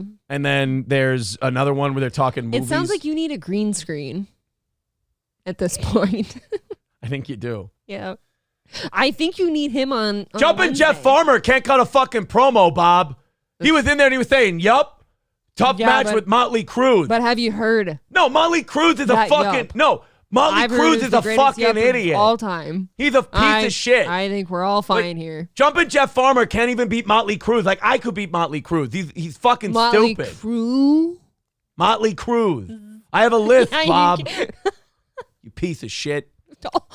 No, what have any of us done to you, Kevin? Tali Slama. The Shockmaster is a hack. All right. Fucking enough. There's 900 people. I have not had enough cigarettes today. There are 9 million people who do not know what the fuck I'm talking about and do not care. Oh, shit. How did we I didn't see my night going that way. How did we even start now doing I feel like that? I'm purposely trying to lower things. James Bomert says, I never found Bob Levy so erotic. Thank you. I love all of you guys. You really keep this thing going here, and I think this is great. Yeah, you're all wonderful. Hold on.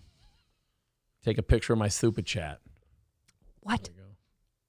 You piece of trash. I think Gino Bisconti's gay. What? I think he doesn't do shows. What? The piece of trash doesn't sell tickets. What? And he can kiss my ass. What?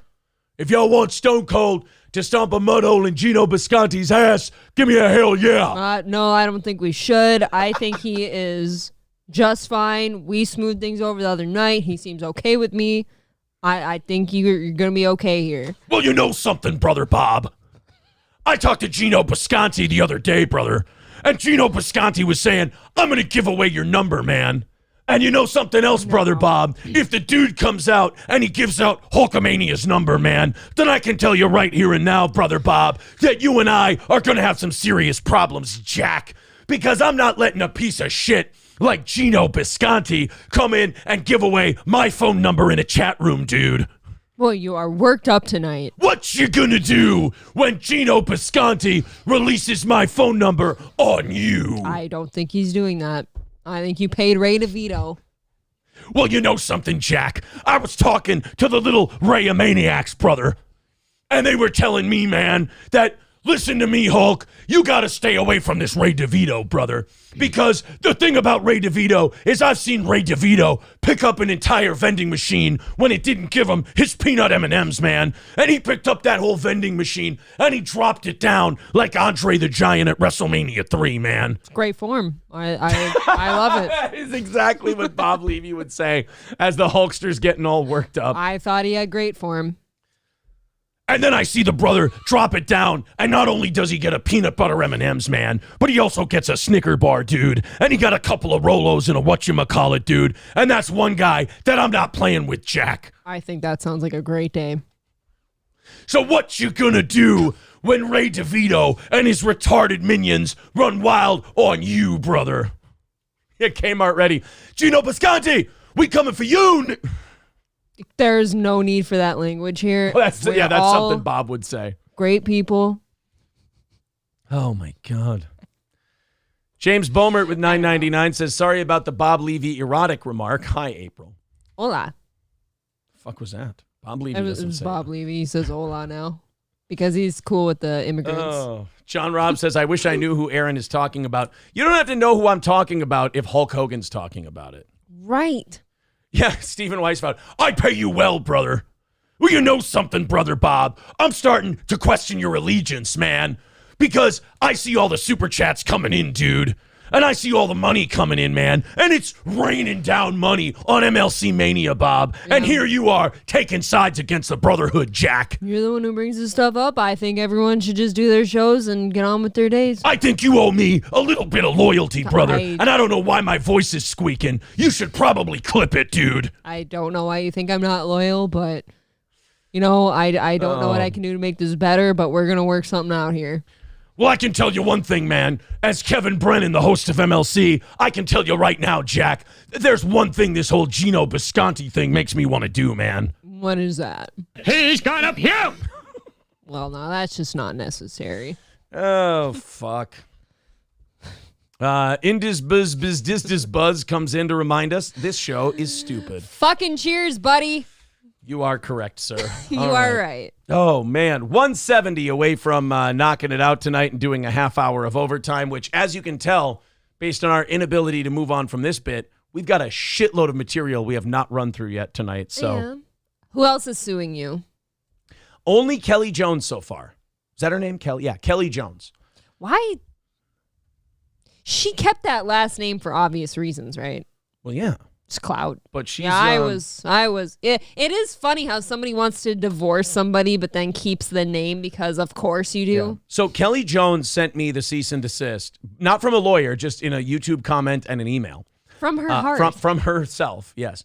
And she said that she was really big on letting me know that she was the 51% owner of InfoWars, and she's the real reason that whole thing ran the way it did. Are you shitting me? No. Again, I'm going to tell you this. I'm going to just make sure that is not like a concrete thing where if you say, you can't read this email or it's actionable, I'm just going to make sure that that's horseshit, even though I know it is. Can you paraphrase? And I'm going to read it on the air tomorrow, and you will go, wow. You know, it's amazing because my whole take on what's her name? Kelly Jones, was I was like, wow, I think she's a little crazy, in my opinion. But then she emailed me and left me a YouTube comment and basically erased all doubt. It is, right. That is true. It is, what is it? How's that saying go? It is better to be quiet and be thought a fool than to open your mouth and remove all doubt. Look at the is that how that goes? Look at the big brains on April. I can't wait to read it later. I can't, but people want us to save the Kevin Brennan segment. It really is like the worst thing we said is you seem a bit nutty and like you maybe were the dastardly manipulative one in the relationship. It's not like we said you harmed somebody. Yeah, everything was backed by me saying, yes, this is my opinion. You're fucking insane. Right. Indus Buzz says, I'm drunk, but less stupid than this chat. April's big head is stupid. I don't have a big head. It's really I have hurtful. a very proportionate head. That is a remarkably hurtful comment to say that about someone's head. We got about 15 minutes until we rattle the cans and see if we can knock this out before we get out of here tonight and add an extra half hour to the program. 170 away from tonight's goal. If you'd like to chip in, there's all the links in the chat. If that Kevin Brennan wrestling segment didn't do it, I don't know what to tell you guys. Let's talk about revenge. Do you like revenge? Check this out. I like the thought of it. Yeah. Actual revenge is a lot of work. It is. And you actually end up making yourself more upset. I feel like you degrade yourself if you actually go for it versus just having a few minutes to yourself, maybe with a beverage and just think, oh, God, this would be interesting. The real revenge is where you get your shit together, you live your life, you move forward, and then you just kind of secretly and privately watch somebody fall apart. That's your revenge. The revenge, when you actively try to seek revenge, you'll usually end up getting in your own way, fucking it up, and making yourself more miserable. Lowering yourself to their standards. Precisely. Okay. Softcast, one of my biggest fans, my buddy Softcast with $2 says, you're so hit, jump rope mega mind. I don't know what that means. I think you're going to need some grammar. Yeah, I think, you know what, Softcast? You need to rephrase that. Commas are important. Send it back, put a little punctuation in there, maybe have a couple of drinks, and that'll all come out in the wash. Thank you for your donation. You got it, buddy. I know you're trying to say something offensive. It's just not coming out right, and you got to just try again. You're saying he just needs to revise. Right. Don't give up. Just try again. Pick yourself up and try again. $4.99 with Hobo Chili Recipe. He says, please do Kevin Nakamura impression, but let's have fun. Your inspiration, a bucktooth rice monkey accent like breakfast at Tiffany's. Get up. No. I have a question. Yeah. Can you still use that word in reference to a fence? Like a chink in the armor. Right. You can say that? Okay. Yeah. I heard one of my YouTubers say that word the other day, and I was like appalled. Oh, you know what? Kenneth Pogue can translate softcast, which is interesting because very few can. What he's trying to say is softcast. I very, very feel. Oh, okay. That makes a lot more sense. All right, thanks, boys and girls. 165 away from knocking out tonight's goal and about 15 minutes away from firing up the music and seeing if we can beg our way out of this goal and add another 30 minutes to the program. So a mother of two went viral after revealing she reportedly spent a whopping $37,000 to improve her looks after her boyfriend of 15 years dumped her for another woman 6 months before their wedding. Owie. But see, now this is what I mean by if you go and look for revenge, you might end up fucking yourself over. Like, okay, you did all this work and you look really hot and you look fantastic. You blew through $37,000. Yeah, and you look crazy. Okay, like if somebody were to dump me 6 months before my wedding, I'm not going to go out and make my existence to like be better because of that man. Well, wait until you hear the lengths she went to show him. Now, first of all, you can't show him. He left you for somebody else. So he's already made his decision that he doesn't want to be with you. He wants to be with somebody else. So it doesn't matter what you cut and tuck and, move and inflate. He's not looking at you. He's not looking at you. Right. So this is a spite move at best. I just felt I needed to do something. I decided impulsively to have surgery, said Stacey Clark, which is always good. Said everybody ever? Yeah, you should absolutely have life-changing surgery on a whim. I don't know if people know this, but surgery isn't it's not something that you just do willy-nilly. Right? According to the brunette, she went all in with lip and eye lifts, a hair transplant. Well, that's interesting. I should look into that one. A boob job, a Brazilian butt lift, a facelift, liposuction, and vaginoplasty, which is surgery that aims to tighten up a vagina that's become loose from childbirth or aging. Oh, nothing says that my shit is good down there than a vaginoplasty. And a good cunt tug. That's something you don't tell people about. A good cunt snuggin', I believe is what it's called in layman's terms. A good cunt snuggin'. I feel like if you ever want another partner, you don't tell anybody you did that. Well, you don't have to tell them specifically. This article is out. Well, look, sometimes white bitches can't help themselves. They got to blab to everybody about what they're doing to their pussy and their tits and their ass. I know a white woman who got one of those in your stomach where you want to lose weight and you can't eat as much. Stomach stapled. Your stomach stapled, gastric bypass. And they made everybody around them promise to never tell their new significant other. That's good. That to me is borderline now we're keeping secrets, but at the same time I get it. Well, and you're getting a shitload of people involved in your secret, which is not going to work out well.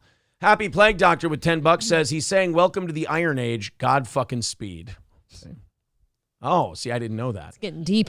Balls Deep gifting a membership. Thank you very much, buddy. Appreciate it. Thank you. So $37,000 to get a cunt snuggin', to get the butt lift, to get the tits, to get the... I'll give her this. She went somewhere reputable. She got it done by a good doctor. She didn't go to somebody in a strip mall or somebody with no license who did it out of an old dentist's office. You know, she didn't go to Sam Hyde with a fucking doctor's thing on and go, all right, let's tighten up your twat. No, think about this. Don't scroll.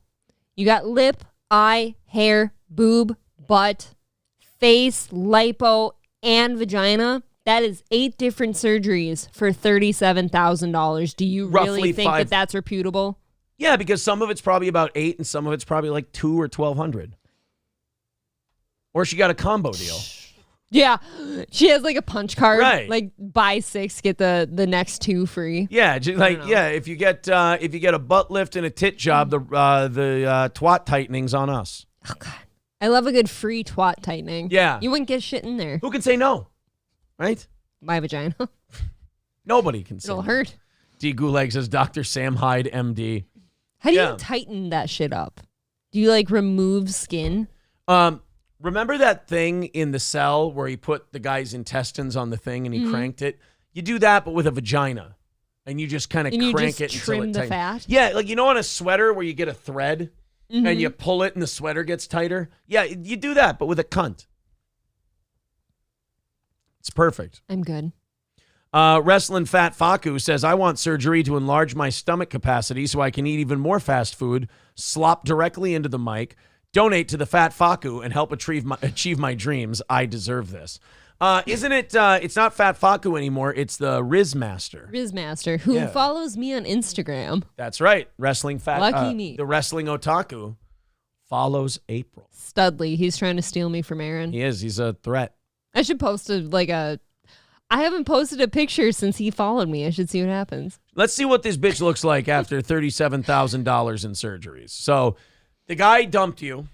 Yep, that's awful. And you're going to show him, you're going to spend your fortune and max out all your credit cards so you can look like a more inflated plastic version of the thing he doesn't want to fuck anymore. But I raise you this question. She is doing this because she thinks that that is what he's looking for.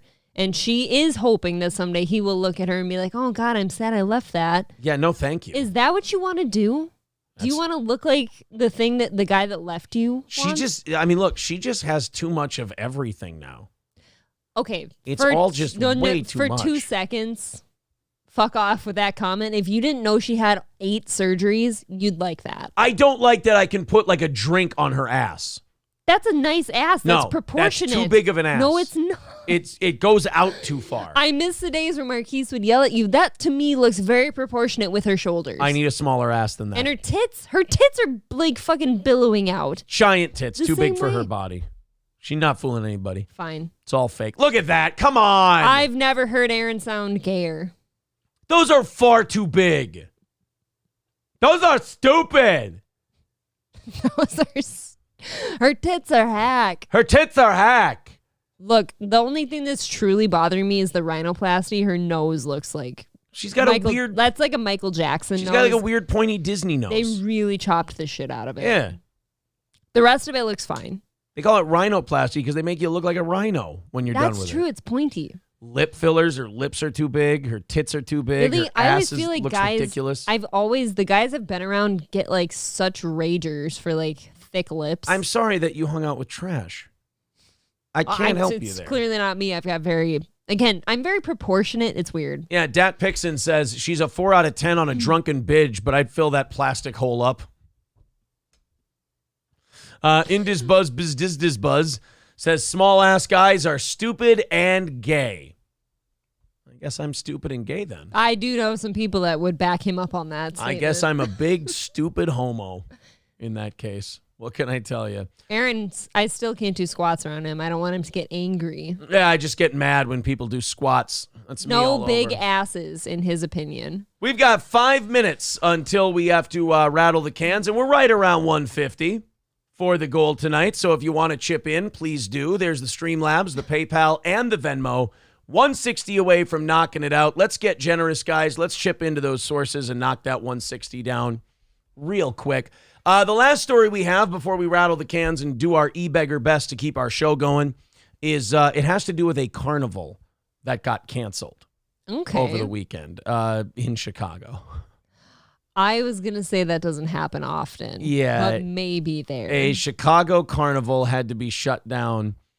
Would you like to guess why? Guns. No. It was not because of guns. Custody? It was not, nothing Not like regarding that. kids? Okay. Nope. Drugs.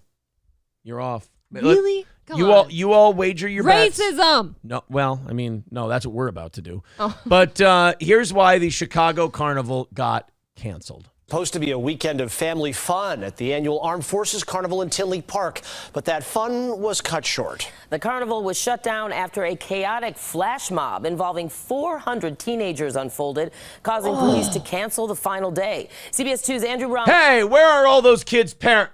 Oh, sorry. A flash mob? Do people still do that? Flash mob, oh, what a feeling. As that fist slams right No, in they your probably face. do YG in Chicago. Has video of that chaotic scene and reaction from those forced to head home. Now, families who came down. Get that guy the fuck out of there. Are you out of your mind? Yeah, he's not safe. He's not going to last 3 minutes in there. Look at the donuts that were done to that parking lot.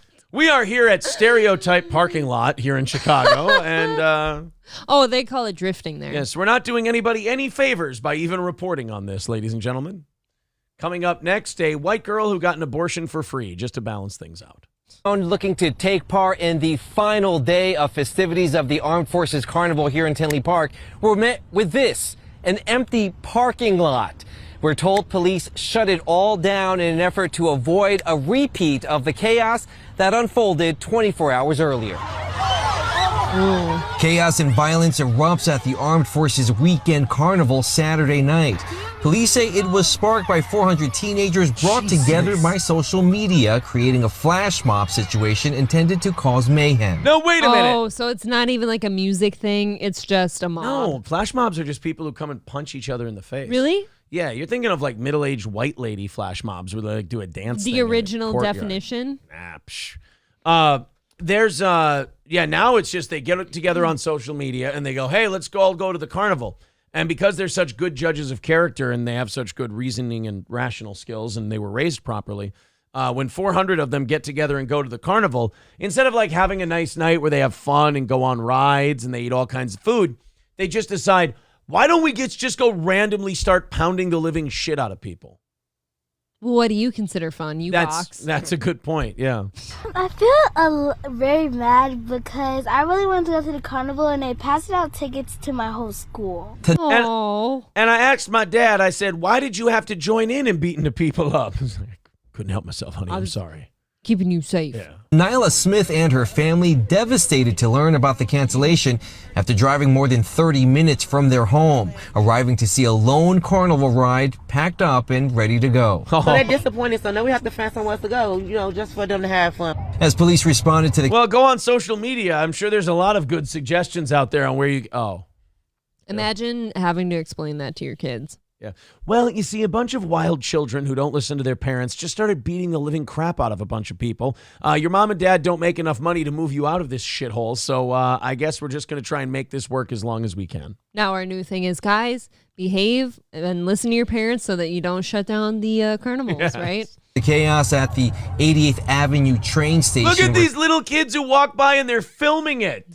When then there's people stomping other little kids. They're stomping people in the head, and these little kids are like, ooh, I better get this for TikTok. Teenagers were causing panic and fighting with each other. 5 arrests were made, all of them minors, who were later released to their parents. Several citations. Oh, that's good. You'd hate to, put the fear of God into them by locking them in jail. That would be wrong. I really do believe that if you behave like a nasty adult, you should be tried as one. Were also issued. At least one injury was reported, a police officer who was attempting to break up a fight. Police decided to cancel the final night of festivities after learning of another planned flash mob set for Sunday. For Faith. Oh, I'm sure that one would have been peaceful, though. They're mostly peaceful flash mobs, guys. It was a mostly peaceful flash mob. I mean, only 19 punches were thrown. Only 5 people arrested. Yeah. And then released. That's a mostly peaceful one. Dada and her friends, well, they have a message for the troublemakers. Do better because you caused everybody else that wanted to come here to not have fun. Now, this. Yeah, that'll get them. They all care. That girl's a target now. Yeah. Hey. That's actually kind of scary. Y'all need to do better because we all wanted to go to this thing and have lots of fun. Oh, they thought you guys hated it. So they thought they were getting it canceled, like, to help you. Oh, what a strange miscommunication. $5 from Marley Analytics says, not seeing your live streams on Rumble lately. Also, any plans to have memberships on Rumble as well? I don't know. I mean, we've been on Rumble. Follow our Rumble channel, I guess. We are live streaming there. I get notifications that you're there. Yeah, I get notifications even. I'm not sure, buddy. So Thank you, though. Yeah, I don't know what to tell you. All right, boys and girls, we are 155 away from this evening's goal, and we've got 5 minutes left in regulation. Let's fire up the music. There's the links to the Streamlabs, the PayPal, and the Venmo. Let's see if we can knock this goal out. This is the goals we need to keep this show going, keep it on the air, and when we knock it out, we add another 30 minutes of showtime as a thank you for how supportive you are in keeping this listener-supported show on the air. So let's get hacky. Let's fire up the music. Let's blow the whistle. And let's see if we can knock out the rest of this 155. Please be generous. Please contribute to the program. Yes. Streamlabs, PayPal, Venmo, Super Chats, memberships, Rumble Rants. Blow the whistle. All right. Put 5 minutes on the clock and let's do this thing. Shaft says no legs, no goal, April. No legs, no goal. Does that mean your legs or mine? I don't know. We'll see. 155 away. Let's see who's going to start this rally. Captain January with $5 over on Rumble. Thank you. Says Greg Gagne actually invented Riz back in 96, but Eric Bischoff ripped it off and sold it to TNT as a pilot featuring Jason Hervey. That is a fucking deep cut, my friend. 150 away from knocking it out. Let's do it, kids. We don't want to go to bed yet. We don't want to go to bed yet. Let's do it. Chad Zukok says, so the goal tonight was 200 2 hours ago, and now it's 150. How long can you do this before you have to get a real job? I don't know. 3 years, so far so good, but thank you, buddy, for being so interested. I like that drives you nuts the way it does. The Happy Plague Doctor with $2 says the whistle is actually a large black man. Oh, get it? You blow it. An anonymous contribution, someone asking to be made anonymous, $75 coming in from anonymous. There we go. That cuts it in half, boys and girls. $75 away from tonight. Let's go ahead and knock the rest of it out. We are halfway there. $75 away from hitting it tonight and making Chad Zukok very, very angry. Ooh, he is big mad. 220 from Nebo says, I like helping. Randy Marsh says that 75 is from me. The 75 is not from you. He's claiming it. From someone I got a message from earlier today that said, hey, just make me anonymous. I don't need fucking people getting all crazy. Om says, thank you, Citizen M, for the 75. Aww, yes. Thank you. You weren't supposed to out him. Yes, like you that. weren't supposed to out Citizen M, but what are you going to do, right? Poor Citizen M just wanted to do it nicely and quietly, and then everyone's got to blow up his spot. All right, guys, we got 2 minutes left, and we're $75 away from nailing this thing. Streamlabs, PayPal, Venmo, Super Chats, memberships, gifted memberships. It all counts. Jeremy with $10. Thank you. Over on PayPal. Cujo with $4.99 says, I'll help too, I guess. No. And that's going to bring us down to 60. Oh, boy, we are getting very, very close. Thank you. Inside of 50, we do the 30 minutes and knock out the rest of it after. Well, let's hammer out the rest of it. Streamlabs, PayPal, Venmo, Super Chats. $60 away from knocking it out. Let's see if we can do the rest of it. You're making Cream Cream so happy. Oh, I don't want Cream Cream to say double oof. Why would he say something like that? Oh, he's making fun of our coffee sales. Why? I'm What's sure wrong he with... has a stellar coffee. Oh, yeah, the coffee sales are going very well. Delicious and Cream Green, well. I would not watch a show that, them not doing poorly. I don't understand, why you would keep watching that. We're clearly making you unhappy, and it's not good, and you have to, make shit up. I'm sorry, buddy. All right, guys, 60 away. There's Cujo with $4.99 says, what was on deck for it? Fucking everything, seeing as that Kevin Brennan thing took up a shitload of time. 55 away. Let's keep it going. Streamlabs, PayPal, all the links are in the chat, and we are 55 away. There's James with $49.99 says, I respectfully admire you, April. Oh, 5, 10, 15. That's 35, our take of that. 20 away from nailing it. So we are doing a half hour of overtime today. Oh, Cream of Green is not happy. Oh, by the way, thank you for all the coffee sales today and the last couple of weeks as well. Doing very well. Again, it's delicious. Sorry, Cream of Green. Marley Analytics with $5 says, found it. Very cool. Cream of Green struggling tonight. Poor fella.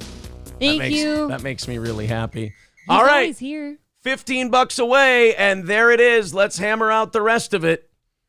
Let's hit refresh, make sure we're all caught up. All right, and let's add another 30 minutes on to the clock. 30 minutes added, $15 away. Thank you guys very much. There's all the links in the chat if you'd like to contribute.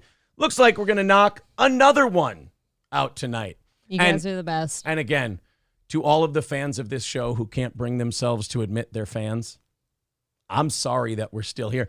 My thing is, all I have to do is exist, and I've got you right in this, I believe it's this pocket right here. Here's what I'll do. I'll take it out, and you can hold on to it around the yard. Okay, Pumpkin? You're always here. Yeah, you're always here, so we must be doing something right. You never miss.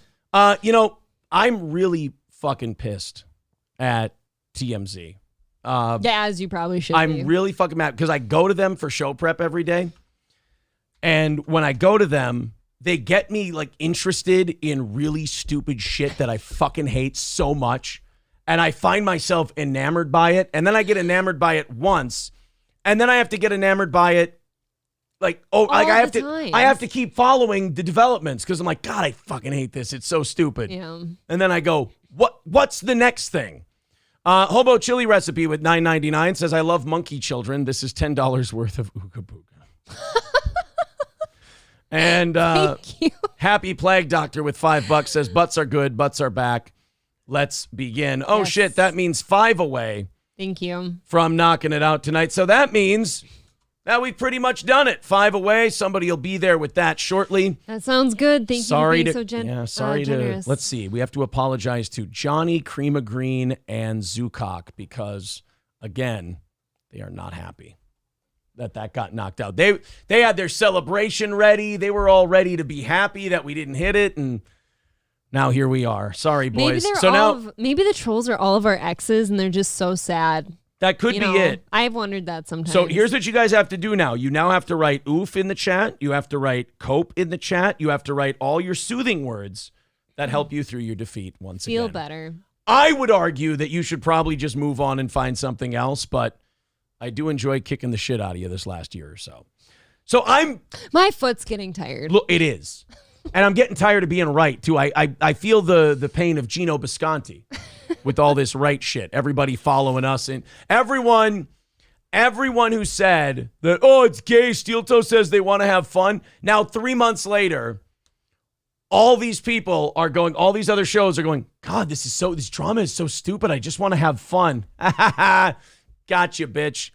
So this Croy Bierman, Kim Zolciak thing. The split. I shouldn't care. Yeah, I don't know these people. I shouldn't want to care. I shouldn't want to watch. I shouldn't want to know anything about it. But I can't help it because I hate her. She's the one who came out and said, oh my God, his pot smoking. He smokes weed. He smokes weed and it's terrible and it's around the kids and he's a bad example for the children and I'm going to need the children more and he's going to have to pay me more child support. She's like a reality star and he's an old football player. And I guess they're on Real Housewives. Was it Atlanta? I don't know. One of the Real Housewives shows. And they're going through this divorce and it's getting lawyer gross. Spicy. Yeah, they keep trying to throw thick. More shit in there. Well, now this Croy Bierman guy, the football player, he's come back with his list of things that she's on the hook for. Okay. His estranged wife spends so much time gambling their money away online that she can't take care of their kids. And now he's asking the judge to order a mental evaluation on her. Probably not a bad idea. However, I don't think mental evals are bad for either side, really. Do you? I mental evals don't seem necessary. I'm going to say this. Neither of these two should have a mental evaluation. They're both You're fine. saying that they're putting it all out there. They're already. trying to fuck each other as hard as they can because they hate each other and they want to see the other one stew. Okay. According to new legal documents. So I lost my mind when I found out she did the weed thing. Because I'm like, no, he's probably been smoking weed forever. Since day one. It's never been an issue. You're only bringing it up now because you're getting a divorce. She did it with him, guaranteed. Right. Same thing with the gambling. Yeah, a former football player and a reality star woman. She's the only one gambling. Yeah, I'm where'd sure. she get into that? Right. So now he's saying she's got troubling behavior. She's saying he's got troubling behavior. They owe more than $1 million to the IRS. They're not worth that much. These two are just fucking awful. Yeah, Johnny calling it a breakup spurg. That's exactly what it is. Yeah. Suddenly all these non-issues are big issues. And that's the grossest part is like if they lawyer up, they'll lawyer up and the lawyer will tell them, hey, save everything. Keep track of everything. Yeah. If he does this, let me know. If she does that, let me know. And right, they know the specific things to look for. Oh, like, oh, we can exactly. do something with that. Yeah. Thank you, Danielle, for the $20. Says, I appreciate you guys. You make me laugh and have fun. Aww. Thank you, Danielle, for the $20. Thank you. Well, you've now officially driven everybody who hates this program completely insane. And I wish I could say I'm sorry, but I really do enjoy it, guys. Thank you. Now go write something about how evil I am. He's bullying me. Kim and Croy are still living under the same roof with their kids. Oh, that's going to end great. No. Can we stop breaking up with people and living in the same house? Well, it's I guess they should enjoy it while they can. Apparently it's in foreclosure. These people are just bags of shit all around. So they can't even afford to get out of it then. So she's worried about him. She's worried about him and his weed. He's worried about her and her gambling. They're both terrible for the kids, but yet they're both living under the same roof. So double is bad. Yeah, they can both live with each other. They're both fine with living with each other. That's true. But they just can't be separate because they're all just such a fucking Once mess. they're separate, they're terrible people for those children. But then you've got the house in foreclosure. Because we owe $1 million to the state, is it? I don't know. I hate these two so much. And I think I hate TMZ for making me give a fuck about because now you kind of want to see how it ends, right? Well, what happens when their house is foreclosed upon? Where do they go? Right. Are they splitting up? What do they pay for it with? And by the way, I'm not into this like divorce between these two reality star people because I'm like, oh boy, I hope it ends okay and all that. I hope it ends in like a fire and like if I can't have the house, nobody can. And the kids all get out, but those two are crushed by a support beam. And those kids go to healthy families. Absolutely. They get adopted by Angelina Jolie or something like that. Hell yeah. Or whatever the youthful equivalent is. Maybe Megan Fox sewed up her womb a long time ago, but she wants to give it another go. Maybe Kanye West and his Pete Davidson-looking chick want to adopt some kids. There you go. How about some white kids, I Kanye? want Hillary Duff to take them in and care for them. Kirk Cameron's a Christian. He'll fucking do it and show them all kind of weird firefighter movies. I want to see things end poorly between these two for two reasons. One, they seem like they deserve it. And number two, because I've wasted probably a good half hour of my life now talking about this couple that I should know nothing about. It's not wasted if you enjoyed it. That's just it. I don't think I have. I think you're just anger jerking to it. Yeah. Okay. I think I've just been anger stroking. I don't do that very often. I don't watch something angrily. I caught the story. Like I said, I just kind of caught it one day on TMZ. And I'm like, let me just see this. It's a nasty divorce. I'll bite. I'll check it out. And then I read it and I found myself getting interested because I'm like, oh, this chick's a fucking asshole and she's shitty and she's telling this, oh yeah, he's a pot smoker and that's bad for the kids. Pot smoker, yeah. Ugh, she's the worst. Yeah, but I'm sure he's not any better. Usually in homes like that, both parties have got some serious issues that cannot live in one home. I believe You know why? Because there's so many issues there. You can't contain all of that in one home. I am a misogynist, and I believe the dude is usually in the right, and she's usually a fucking psychopath. He's got his quirks, but Speaking of TMZ and he's cooler. Speaking of TMZ and big splits and stuff like that, last night after you finally fell asleep, a movie came up in my watch next, and it was the original Jackass movie from 2000 or even before that or something. And watching Bam Margera back then was so fucking different. It was so heartbreaking somehow to watch that group of men doing stupid shit, just happy as fuck together. I'm sure they were all completely inebriated the entire time, but they were having a good time. They were all alive. They weren't burning their lives down. Yeah. And it just felt like how things should be. And then to just realize that none of that is that way anymore is just kind of weird. I love the Smokeouts Prod's quote. He says, "It's not wasted if you enjoy it." And then me, "That's the thing. I don't think I have." He says, "That should absolutely be used as a stinger for the Steel Toe Show." That's not bad. Yeah, that's our show in a nutshell. Right. It's not wasted if you enjoy it. That's the thing. I don't think I have. But I know I haven't enjoyed covering this divorce, but yet I can't stop myself from doing it. Okay. Well, I think that in some sick manner you like it. I won't stop until people see that she's the problem. But here's my issue. Well, then you're invested. Right. So here's my issue. So far, I've gotten a cease and desist from Alex Jones' ex-wife today. Big news. Now I'm going to get Croy Underlacroix, whatever the fuck the guy's name. Underlacroix. I can't remember what the guy's name is. He has a carbonated beverage company. Krieb Krobman. What's the name Letterman always used for people when he couldn't remember the name? Lonnie Donegan. So you got this. That's what he used to call Jimmy Fallon because he could never remember his name. He goes, you got Conan. He's on at 10:30, and then you got Lonnie Donegan after that. So you got this guy married to this chick. I'm going to end up getting a cease and desist from her because I call all these women crazy and I say they're nuts and they're out of their mind, and then they say they're going to sue me. Well, she's going to prove to you just how much weed that guy is smoking. That's just It's going to be wild. She's going to show you how much he smokes by her smoking that much, and then, everything will be right with the world. Ainla the Chanter says, Bam's so fucked up, he's been evicted from his own home. I know. Honestly, it was sickness. I stayed up and watched almost the whole movie because I'm like, this was better times. Yeah. Hobo Chili Recipe with $4.99 says, "Hey, haters, tell Aaron how his tailpipe tastes. His grundle has a scratch and sniff feature, so bon appetit." The next steel toe item comes out. It's a scratch and sniff for your car, and it's like Aaron's anus. It's shaped as my taint. We'll make a mold out of my taint, and then we'll get that one we'll just for get you. a fleshlight, but it's your anus, your anal cavity. Oh, speaking of Steel Toe Coffee, thank you guys very much for making that a success. I think we're headed for Whole Bean next.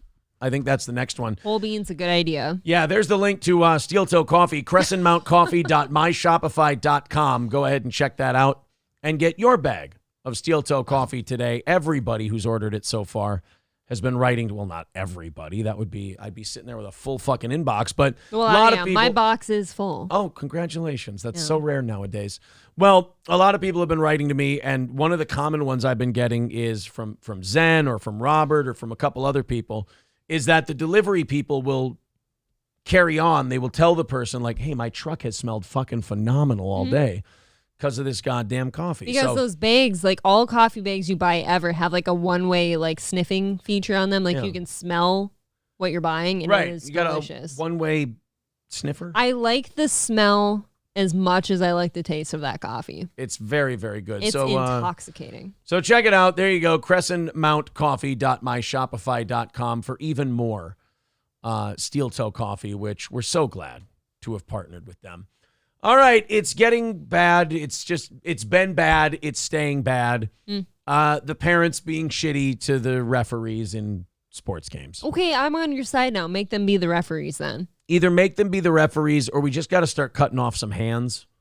Like in Saudi Arabia, when they steal, they'll cut off a hand. Okay, but when you have heckling parents at the umps or refs, wouldn't you rather, clip the tongue? Oh no, these are the ones who attack. I'm not talking about fans who yell at the refs like that. Look, what are you going to do? Stop yelling at refs. I'm talking about the ones that go after them. Like, this is Fort Wayne, Indiana. Not the nicest part of Indiana, by the way, Fort Wayne. There was apparently a parent very upset about the job the ref was doing. So he decided to take matters into his own hands because, God damn it, if that ref blows a call, his kid might not make it to the NBA. He's not getting signed. Yeah. Here you go. So there's no sound on this. No. But see, there's the ref. There's the dad. And now the dad is punching the ref as the ref takes him to the ground. And now they're tussling on the ground in the middle of a youth basketball game. What a great role model for the kids. How old are those kids? 13? Maybe. They're middle schoolers. Yeah. So a bunch of middle schoolers are playing basketball. And that one, based off his face, already thinks it's funny. Yeah. So now he's going to think that's fine. Yeah, the dad and the ref are now old man fighting on the ground while the players are laughing at them. This is great. This is great for our youths. What could happen in a youth basketball game where you think, if I punch this ref, this will set everything right? Oh, maybe you thought your kid was fouled out or something, but you never called it. Guys who get paid millions of dollars to coach in the NBA and guys whose really their whole lives depend on winning that game. Like right now you're in the playoffs. Okay. A lot of these guys, there's millions of dollars on the line for each and every one of them. A win could get them a big raise or get them fired from their job. You don't even see those people punching a referee in the face. No. Right. High stakes. Right. Those are people who you could excuse them for punching someone out of frustration. I had millions of dollars in a career on that. Millions were on the line and you fucked it up and you got to blame somebody. This guy, like his kid, first of all, if you don't even bring it up with your kid, nothing's going to happen because they're just going to have a juice box and a snack after the game anyway. Just want a granola bar. They don't give a shit. But you get to spend the night in jail and you get to explain to your kid why you punched the referee in the face. Fucking guy fucked up my kid's stats. Ugh, my kid was going to get a double-double and he called an over the back on that rebound. It's fucking bullshit. Now, the person who posted it put a screen recording of an Instagram video that captured the melee. In the footage, the spectator approached the referee before the video appeared transitioned to the two physically fighting. The referee eventually tackled the parent to the ground, where they got tangled up near the bleachers, and then they got separated. According to Little, the incident occurred during an 8th grade boys basketball game between Team Robinson 2027 Pink and the Blue Water Hurricanes, which lost the game 78-7. Oh, that's definitely a game we'd be fighting in. Don't you make arguments and shit in a close game, not a blowout? That's a blowout. It was a 71-point deficit, and this guy felt the need to attack the ref. I don't care which side you're on as the parent. If you're on the winning team, you look like an asshole. If you're on the losing team, you look like an even bigger asshole. Extra. Yeah. This was not a close one, guys. If that ref wouldn't have blown that traveling call, I think the team that lost 78-7 would have got themselves right back in the game. I'm going to guess this father was on the losing team, and he's going to say something to the effect of, well, if the ref had been making the right calls the whole game, we'd be winning. We would have only lost by 42 points instead of 71. This is bullshit. Wouldn't look as bad on a record.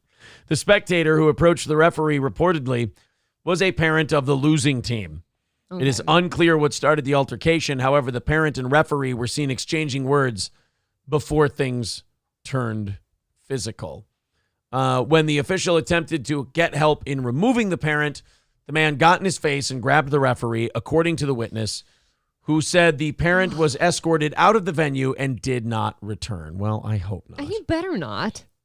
The shame. Can you imagine if you came back in there? You are absolutely shameless. Oh, God, the police officers were even called to the scene. That official is one of the best guys we have out there on a weekly basis. It doesn't matter.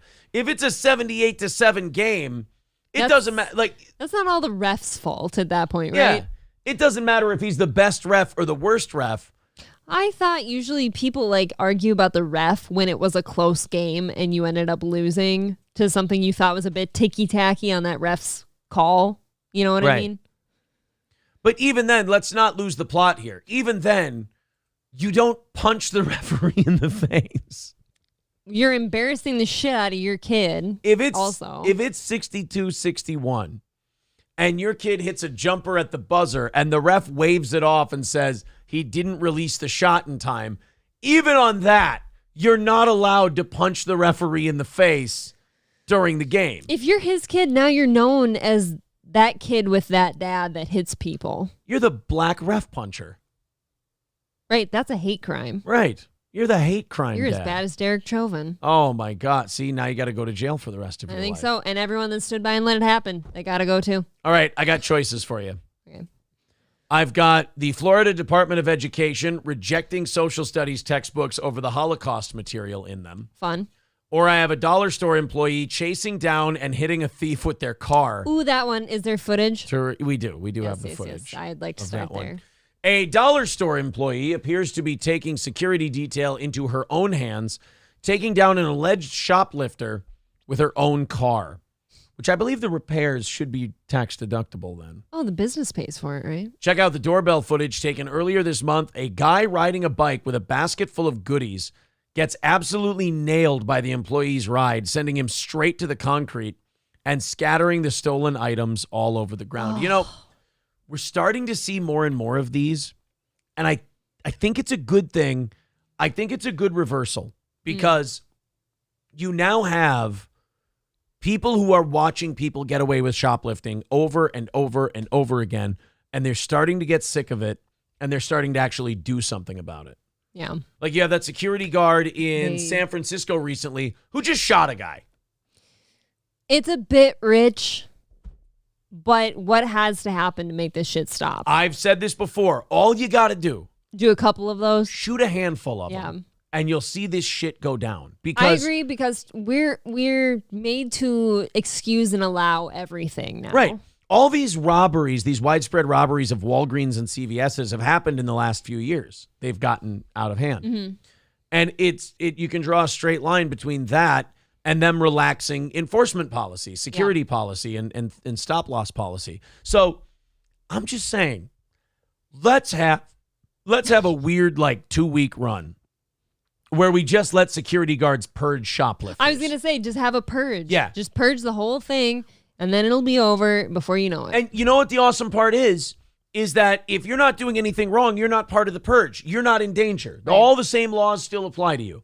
But if you're stealing shampoo and you're stealing products from the Walgreens and they catch you, they just blow your head off without asking. Well, it is really local governments and shit that wrecked this for everybody because they okayed essentially not confronting shoplifters. You only have to do it for 2 weeks and then you can stop doing it and everyone will start behaving themselves again.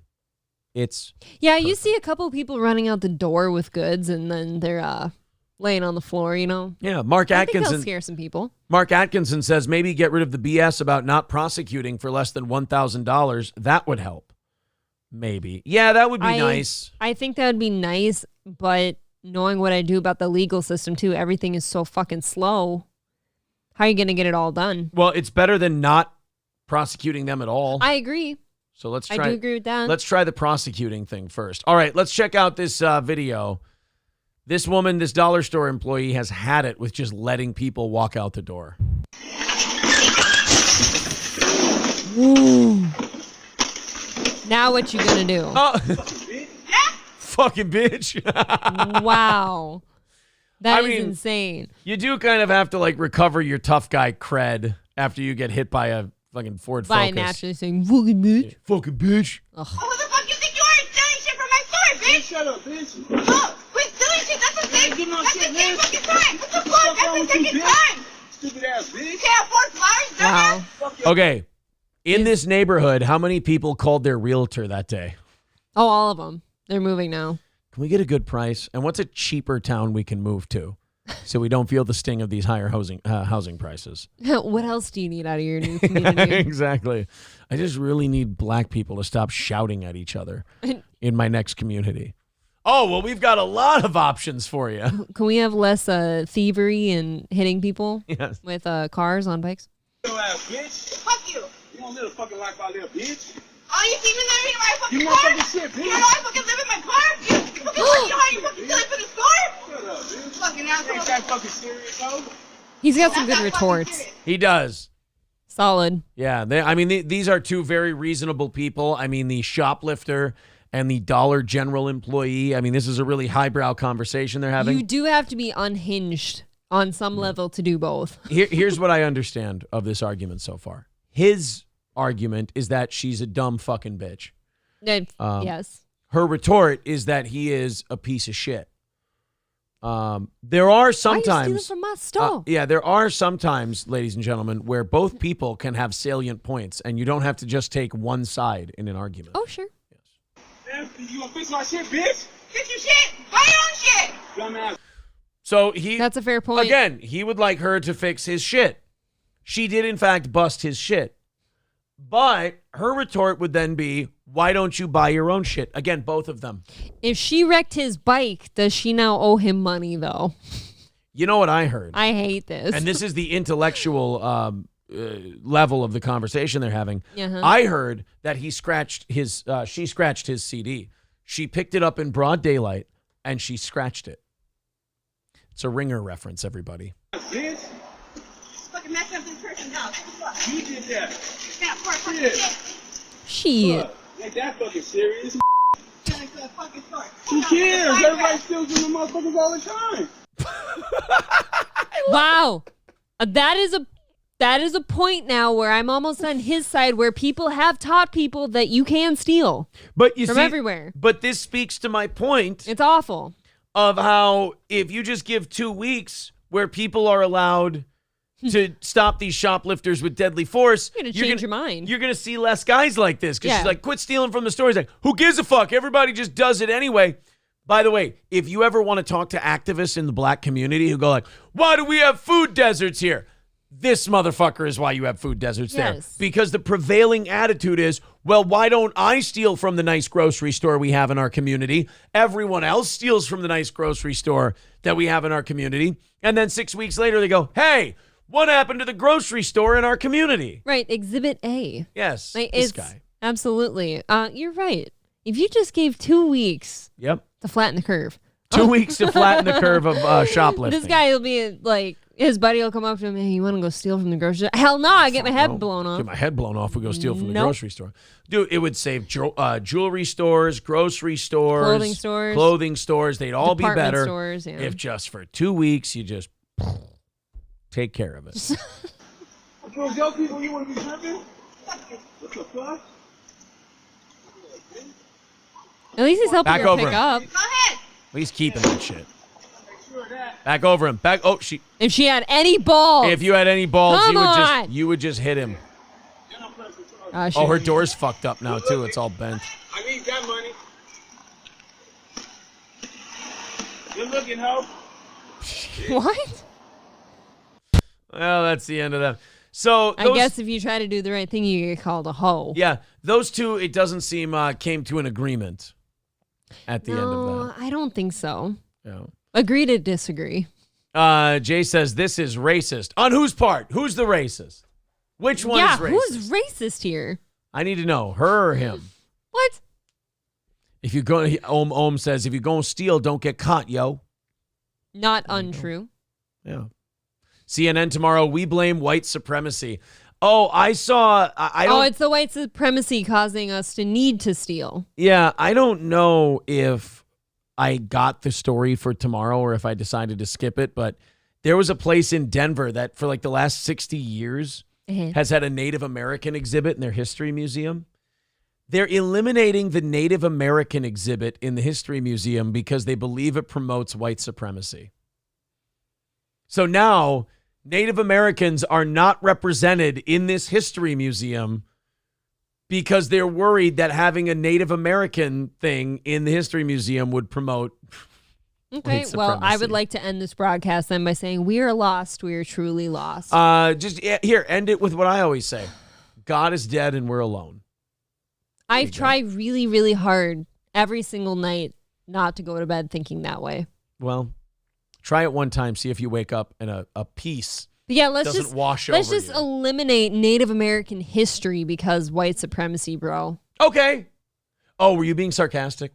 Son of a Yes, bitch. I think their history is very interesting. Actually, God damn it. All right, guys, that's going to do it for us tonight. Thank you very much for supporting this wonderful program that we try to bring you every single night and every single morning, of course, at 6 a.m. Central Time. Johnny and I are going to be back, and you guys are $20 into tomorrow morning's goal. So thank you very much. You guys are the best. To those of you who watch this program just to root for our demise, sorry to delay you one more day. Maybe tomorrow you'll finally get that wish of yours. April, thank you very much. Thank you. Go watch Nightwave. Go see what Mersh has to say about everything that's going on. And we will be back tomorrow morning. Take it easy. Hit some